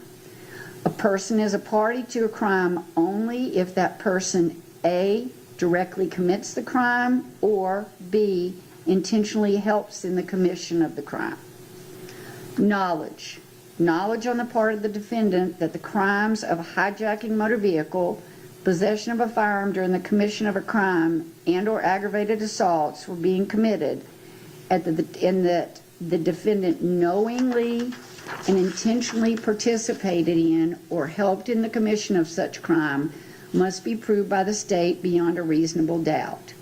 If you find from the evidence in this case that the defendant had no knowledge and that a crime was being committed, or that the defendant did not knowingly and intentionally commit, participate, or help in the commission of, and was not a conspirator in the alleged offense, then it would be your duty to acquit the defendant. On the other hand, should you find beyond a reasonable doubt that the defendant had knowledge that the crimes of hijacking motor vehicle, possession of a firearm during the commission of a crime, and or aggravated assault were being committed, and that the defendant knowingly and intentionally participated or helped in the commission of it, then you would be authorized to convict the defendant. Venue. The law provides that criminal action shall be tried in the county in which the crime was committed. In a prosecution in any case in which it cannot be determined in what county the crime was committed, venue is proper and may be proved in any county in which the evidence shows beyond a reasonable doubt that it might have been committed. Venue, that is, the crime was committed in Gwinnett County, is a jurisdictional fact that must be proved by the state beyond a reasonable doubt as to each crime charged in the indictment, just as any element of the offense. Venue must be proved by direct or circumstantial evidence or both. Offenses charged. Felony murder. For felony murder, the state must prove that the defendant, number one, caused the death of another person, two, by committing a felony. Felony means a crime punishable by death, imprisonment for life, or by imprisonment for more than 12 months. Causation in felony murder. You may find the defendant guilty of felony murder if you believe that he caused the death of another person by committing the felony of aggravated assault or the felony of hijacking a motor vehicle, regardless of whether he intended the death to occur. There must be some causal connection between the felony and death. Felony murder is not established simply because the death occurred at the same time as or shortly after the felony was attempted or committed. The felony must have directly caused the death or played a substantial and necessary part in causing the death, regardless of when the death ultimately occurred. Defendant not required to be the shooter to commit felony murder. A person who either directly or as a party to a crime commits a hijacking motor vehicle and or aggravated assault may be convicted of felony murder that occurs as a result of the commission of hijacking motor vehicle and or aggravating assault. Lesser offense of murder, voluntary manslaughter. In considering the felony murder charges, you must decide whether the defendant was sufficiently provoked and acted out of passion. If you find this, you may not return a verdict of guilty of felony murder, but you would be authorized to return a verdict of guilty of voluntary manslaughter. The state must prove beyond a reasonable doubt that the offense should not be reduced from murder to voluntary manslaughter. Voluntary manslaughter, lesser included. For voluntary manslaughter, the state must prove that the defendant, number one, caused the death of another person, number two, under circumstances that would otherwise be murder, number three, and acted only because of a sudden, violent, and irresistible passion that resulted from serious provocation, number four, which was sufficient to excite such passion in a reasonable person. If you decide that enough time passed between the provocation and the killing for a reasonable person to have cooled off, and regain judgment, then the killing is not voluntary manslaughter. Provocation by words alone. Words alone, no matter how provoking, will never reduce the crime from murder to voluntary manslaughter. However, words coupled with menacing actions, even if they do not amount to physical contact, may be enough to excite a sudden, violent, and irresistible passion in a reasonable person. If you find that the defendant acted from such passion and not from any spirit of revenge, then you would be authorized to return a verdict of guilty of voluntary manslaughter. Contributing to the death of another.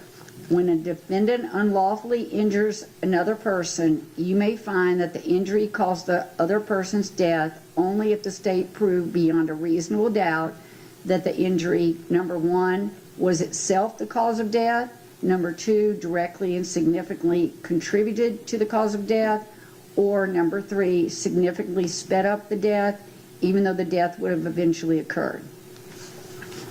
Criminal gang activity. The defendant is charged with the offense of violation of Street Gang Terrorism Prevention Act. That offense is defined as follows. A person commits the offense of violation of Georgia Street Gang and Terrorism Prevention Act when that person, while employed by or associated with a criminal street gang, participates in criminal gang activity through the commission of any criminal offense in the state of Georgia that constitutes criminal gang activity. Criminal gang activity means, among other things, not relevant to this case, the commission, attempted commission, conspiracy to commit, or solicitation, coercion, or intimidation of another person to commit any criminal offense in the state of Georgia that involves violence, possession of a weapon, or use of a weapon. In order to prove a violation of the Georgia Street Gang Terrorism Prevention Act, the state must prove beyond a reasonable doubt 4 elements. First, the state must prove that there is a criminal street gang. Second, the state must prove that the defendant is associated with this criminal street gang. It is not necessary, though, for the state to prove that the defendant is a member of the gang. Third, the state must prove that the defendant conducted or participated in the alleged predicate act. Lastly, the state must prove that there is a nexus between the crime committed and the gang, and that the crime was committed to further the interest of the gang. Definition of participate in Georgia Street Gang Terrorism Prevention Act. The purposes of the offense of violation of Georgia Street Gang Terrorism Prevention Act, the term participate can, but does not have to be defined as, number one, to take part in something and or to share in something. Definition of criminal street gang. Under Georgia law, a criminal street gang means any organization, association, or group of 3 or more persons associated in fact, whether formal or informal, which engages in criminal gang activity. The term criminal street gang shall not include 3 or more persons associated in fact, whether formal or informal, who are not engaged in criminal gang activity. As charged in this case, criminal gang activity means felony murder, aggravated assault, hijacking a motor vehicle, and possession of a firearm during the commission of a felony. The existence of a criminal street gang may be established by evidence of a common name or common identifying signs, symbols, tattoos, graffiti, or attire, or other distinguishing characteristics, including but not limited to common activities, customs, or behaviors. The term criminal street gang, however, does not include 3 or more persons associated in fact, whether formal or informal, who are not engaged in criminal gang activity. Whether a criminal street gang exists in this case is for you, the jury, to decide. Consideration of criminal gang activity to establish criminal street gang. The commission of any offense that would constitute criminal gang activity by any member or associate of an alleged criminal street gang may be considered by you to determine whether the state has proven beyond a reasonable doubt the existence of the criminal street gang and criminal gang activity. Intent to affect gang status. It is unlawful for any person to commit any offense of criminal gang activity as previously defined with the intent to maintain or increase his or her status in a criminal street gang. Whether the state has proven that any defendant in this case committed any such offense and did so with this intent is for you, the jury, to decide. Simple assault, reasonable fear. Such an assault is an act that places another in reasonable apprehension or fear of immediately receiving a violent injury. If there is a demonstration of violence with an apparent ability to inflict injury so as to cause the person against whom it is directed to reasonably fear the injury, then the assault is complete, even though the assailant may never have been within actual striking distance. Aggravated assault with a deadly weapon. For aggravated assault, the state must prove that the defendant, number one, assaulted another person, number two, with a deadly weapon. To prove assault, the state does not have to prove that the other person was actually injured. However, the state must prove that the committed act that place a person in reasonable apprehension or fear of immediately receiving a violent injury. Let me read that sentence again. However, the state must prove that the defendant committed an act that placed the person in reasonable apprehension or fear of immediately receiving a violent injury. Firearm as a deadly weapon. A firearm, when used in the way a firearm is ordinarily used, is a deadly weapon. Justification. The fact that a person's conduct is justified is a defense to prosecute for any crime based on that conduct. The defense of justification can be claimed, A, when the person's conduct is justified under Official Code of Georgia annotated 16.321, 16.323, 16.324, 16.325, 16.326. B, when the person's conduct is in reasonable fulfillment of his/her duties as a government officer or employee. C, when the person's conduct is the reasonable discipline of a minor by his or her parent or person in loco parentis.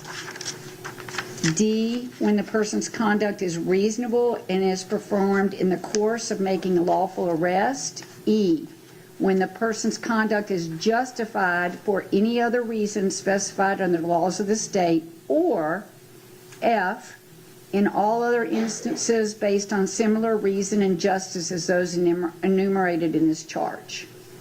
Justification, use of force in defense of self or others.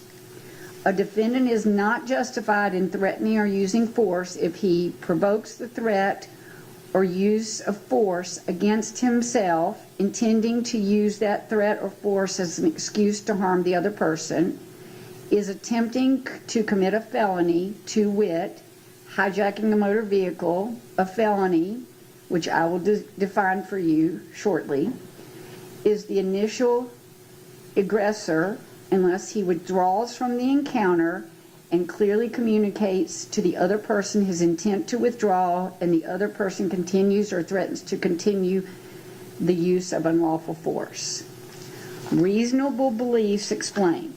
For the defendant's threat or use of force to be justified, 1, the defendant must believe that his threat or use of force is necessary. 2, that belief must be reasonable. That is, a reasonable person would also believe that the threat or use of force is necessary. And 3, the defendant's reasonable belief must be what prompts him to threaten or use force.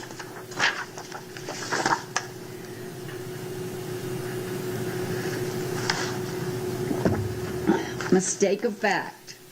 You may not find the defendant guilty of the crime charged if, number 1, the defendant's alleged criminal act, number 2, was caused by a mistake about a fact, and 3, that fact, if true, would have justified the defendant's act. Mistake of fact is not a defense to a crime if the mistake is brought about by the defendant's fault or negligence. Hijacking a motor vehicle.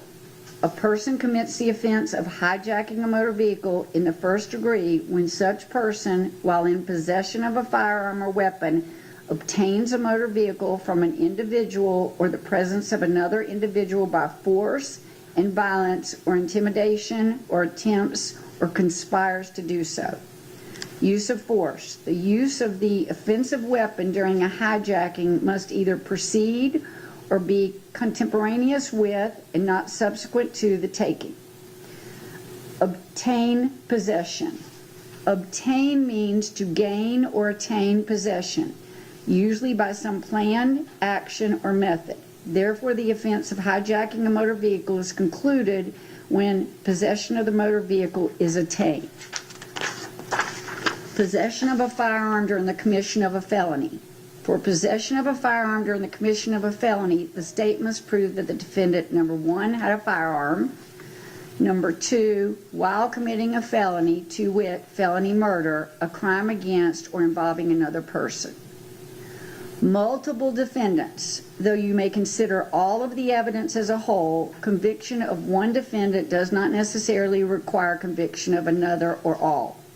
You, the jury, must determine the guilt or innocence of each separately. Verdict, generally. If, after considering the testimony and evidence presented to you, together with the charge of the court, you should find and believe beyond a reasonable doubt as to count one, that the defendant in Gwinnett County, Georgia, did on or about July 10, 2022, commit the offense of felony murder as alleged in the indictment, you would be authorized to find the defendant guilty. In that event, the form of your verdict would be, we, the jury, find the defendant guilty. If you do not believe beyond a reasonable doubt that the defendant is guilty of felony murder, then you would be authorized to find the defendant guilty of voluntary manslaughter, and the form of your verdict in that event would be, we, the jury, find the defendant guilty of voluntary manslaughter. If you do not believe that the defendant is guilty of the offense of felony murder or the offense of voluntary manslaughter, or if you have any reasonable doubt as to the defendant's guilt, then it would be your duty to acquit the defendant, in which event the form of your verdict would be, we, the jury, find the defendant not guilty.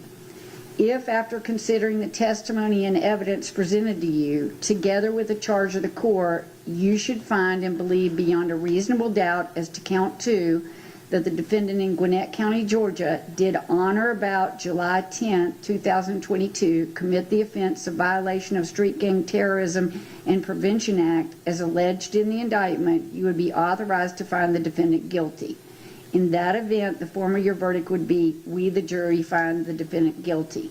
If you do not believe that the defendant is guilty of the offense of violation of Street Gang Terrorism and Prevention Act, or if you have any reasonable doubt as to the defendant's guilt, then it would be your duty to acquit the defendant, in which event the form of your verdict would be, we, the jury, find the defendant not guilty.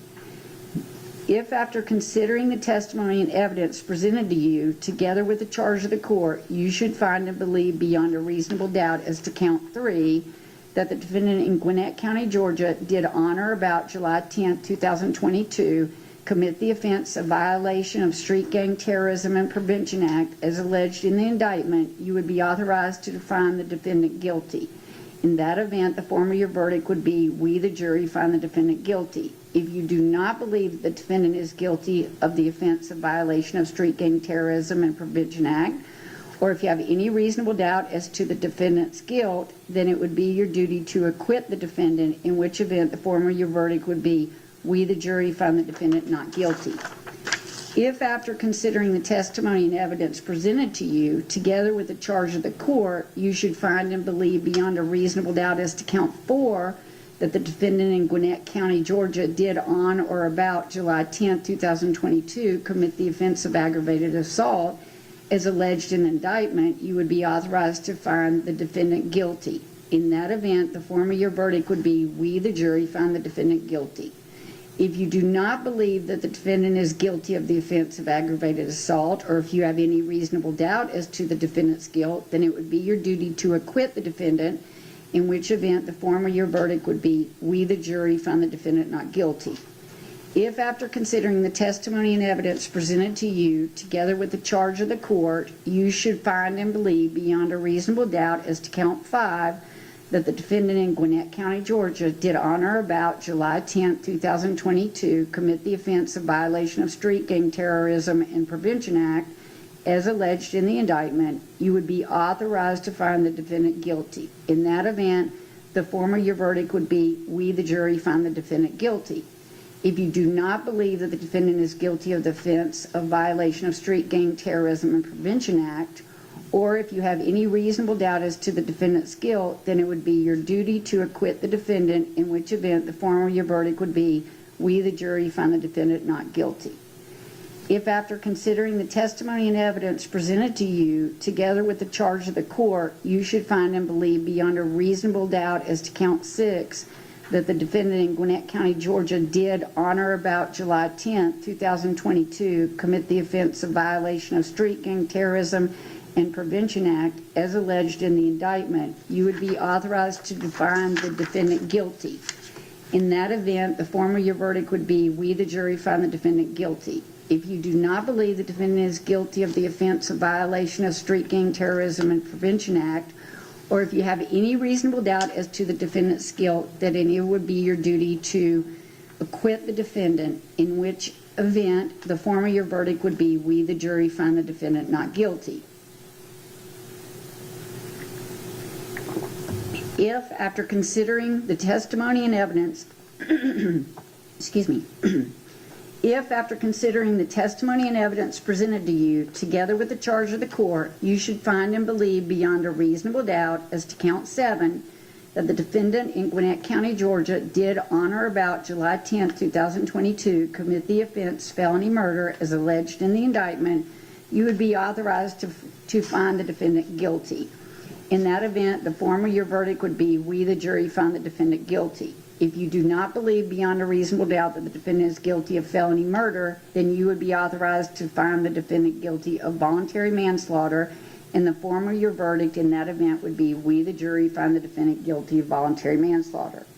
If you do not believe that the defendant is guilty of the offense of felony murder or the offense of voluntary manslaughter, or if you have any reasonable doubt as to the defendant's guilt, then it would be your duty to acquit the defendant, in which event the form of your verdict would be, we, the jury, find the defendant not guilty. If, after considering the testimony and evidence presented to you, together with the charge of the court, you should find and believe beyond a reasonable doubt as to count 8 that the defendant in Gwinnett County, Georgia, did on or about July 10, 2022, commit the offense of violation of Street Gang Terrorism and Prevention Act, as alleged in the indictment, you would be authorized to find the defendant guilty. In that event, the form of your verdict would be, we, the jury, find the defendant guilty. If you do not believe that the defendant is guilty of the offense of violation of Street Gang Terrorism and Prevention Act, or if you have any reasonable doubt as to the defendant's guilt, then it would be your duty to acquit the defendant, in which event the form of your verdict would be, we, the jury, find the defendant not guilty.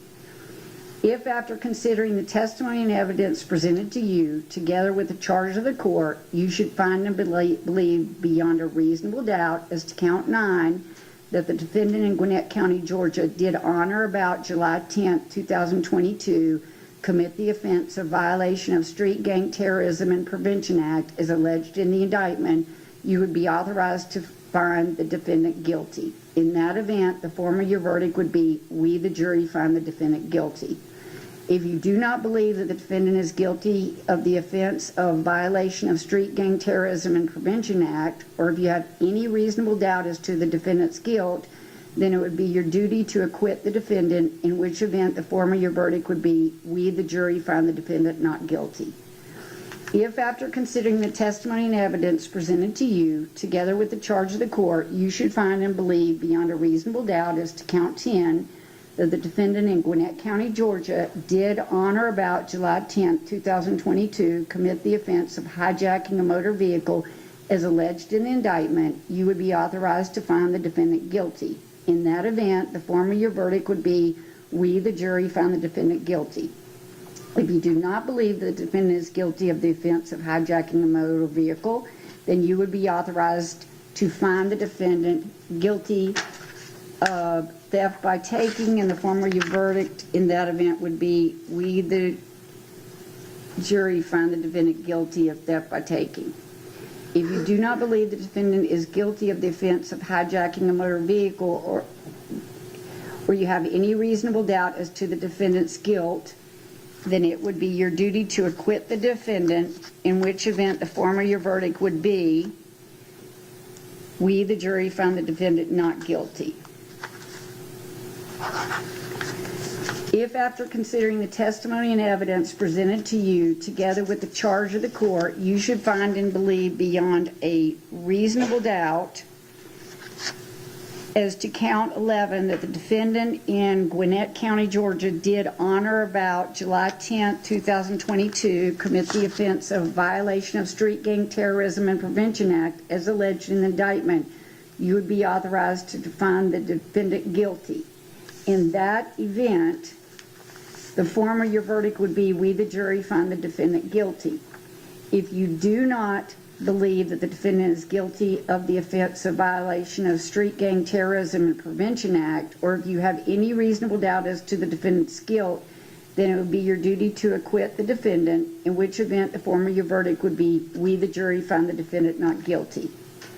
If after considering the testimony and evidence presented to you, together with the charge of the court, you should find and believe beyond a reasonable doubt as to count 12 that the defendant in Gwinnett County, Georgia, did on or about July 10, 2022, commit the offense of violation of Street Gang Terrorism and Prevention Act as alleged in the indictment, you would be authorized to find the defendant guilty.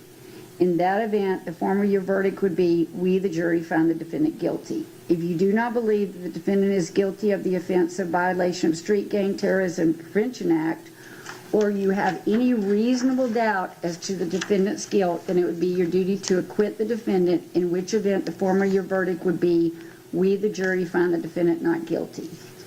If after considering the testimony and evidence presented to you, together with the charge of court, you should find and believe beyond a reasonable doubt as to count 13 that the defendant in Gwinnett County, Georgia, did on or about July 10, 2022, commit the offense of possession of a firearm during the commission of a felony, as alleged in the indictment, you would be authorized to find the defendant guilty. In that event, the form of your verdict would be, we, the jury, find the defendant guilty.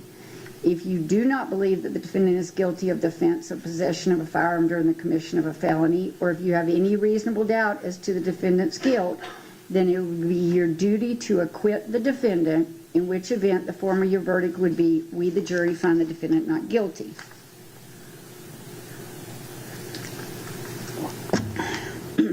If after considering the testimony and evidence presented to you, together with the charge of the court, you should find and believe beyond a reasonable doubt as to count 14 that the defendant in Gwinnett County, Georgia, did on or about July 10, 2022, commit the offense of violation of Street Gang Terrorism and Prevention Act as alleged in the indictment, you would be authorized to find the defendant guilty. In that event, the form of your verdict would be, we, the jury, find the defendant guilty. If you do not believe the defendant is guilty of the offense of violation of Street Gang Terrorism and Prevention Act, or if you have any reasonable doubt as to the defendant's guilt, then it would be your duty to acquit the defendant, in which event the form of your verdict would be, we, the jury, find the defendant not guilty. If, after considering the testimony and evidence presented to you, together with the charge of the court, you should find and believe beyond a reasonable doubt as to count 15 that the defendant in Gwinnett County, Georgia, did on or about July 10, 2022, commit the offense of violation of Street Gang Terrorism and Prevention Act as alleged in the indictment, you would be authorized to find the defendant guilty. In that event, the form of your verdict would be, we, the jury, find the defendant guilty. If you do not believe that the defendant is guilty of the offense of violation of Street Gang Terrorism and Prevention Act, or if you have any reasonable doubt as to the defendant's guilt, then it would be your duty to acquit the defendant, in which event the form of your verdict would be, we, the jury, find the defendant not guilty. This court has no interest in this case.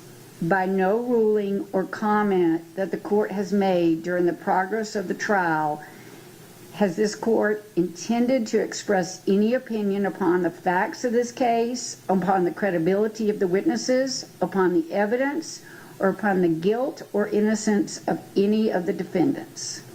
Sympathy. Your verdict should be a true verdict based upon your opinion of the evidence according to the laws given you in these charges. You are not to show favor or sympathy to one party or the other.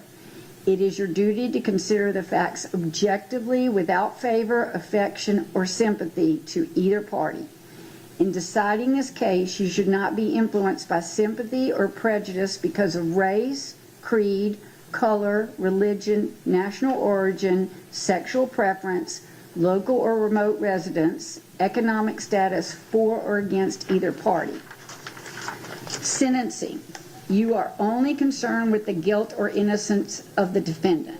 You are not to concern yourself with punishment. Deliberations.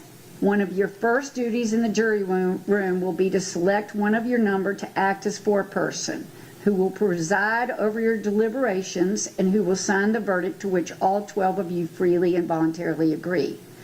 You should excuse me. You should start your deliberations with an open mind, consult with one another, and consider each other's views. Each of you must decide this case for yourself, but you should do so only after a discussion and consideration of the case with your fellow jurors. Do not hesitate to change an opinion if you are convinced that it is wrong. However, you should never surrender an honest opinion in order to be congenial or to reach a verdict solely because of the opinions of other jurors. During your deliberations, you must not communicate with anyone other than your fellow jurors about this case. You're also not permitted to conduct any research about this case, including persons, places, or legal concepts mentioned during trial. These rules apply not only to in-person communication, but also to communication or research using cell phones, text messaging, websites, blogs, or social media of any time. Unanimous verdict. Whatever your verdict is, it must be unanimous. That is, agreed upon by all. The verdict must be in writing and signed by one of your members as foreperson, dated and returned to be published in open court. You will receive a verdict form for each separate defendant.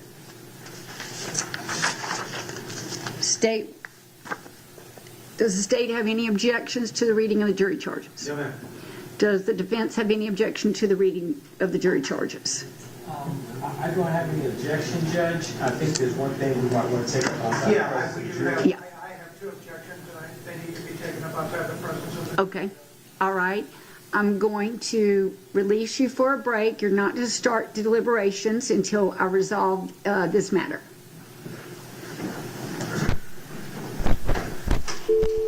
We're off the record.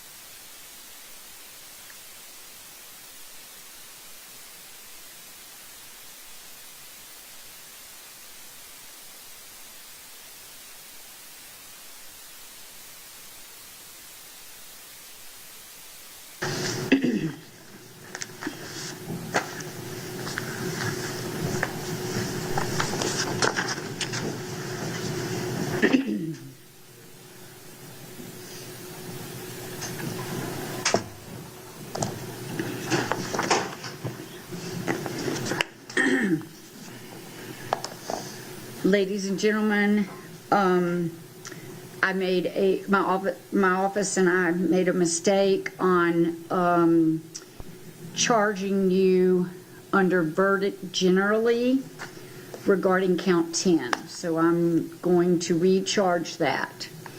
If after considering the testimony and evidence presented to you, together with the charge of the court, you should find and believe beyond a reasonable doubt as to count 10, that the defendant in Gwinnett County, Georgia, did on or about July 10, 2022, commit the offense of hijacking a motor vehicle as alleged in the indictment, you would be authorized to find the defendant guilty. In that event, the form of your verdict would be, we, the jury, find the defendant guilty. If you do not believe that the defendant is guilty of the offense of hijacking a motor vehicle, or if you have any reasonable doubt as to the defendant's guilt, then it would be your duty to acquit the defendant, in which event the form of your verdict would be, we, the jury, find the defendant not guilty. With that recharge and all the objections noted, are there any further objections to the reading of the jury charges? Not from the state.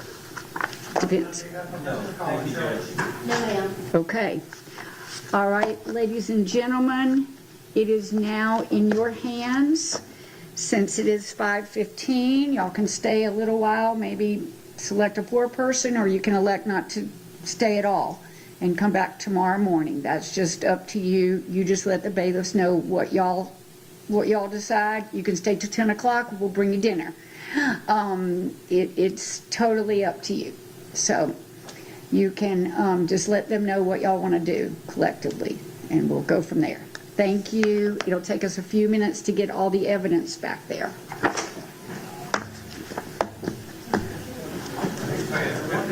Okay. Yes, all your notes. Take all your notes with you. They're going to stay in the jury room with you.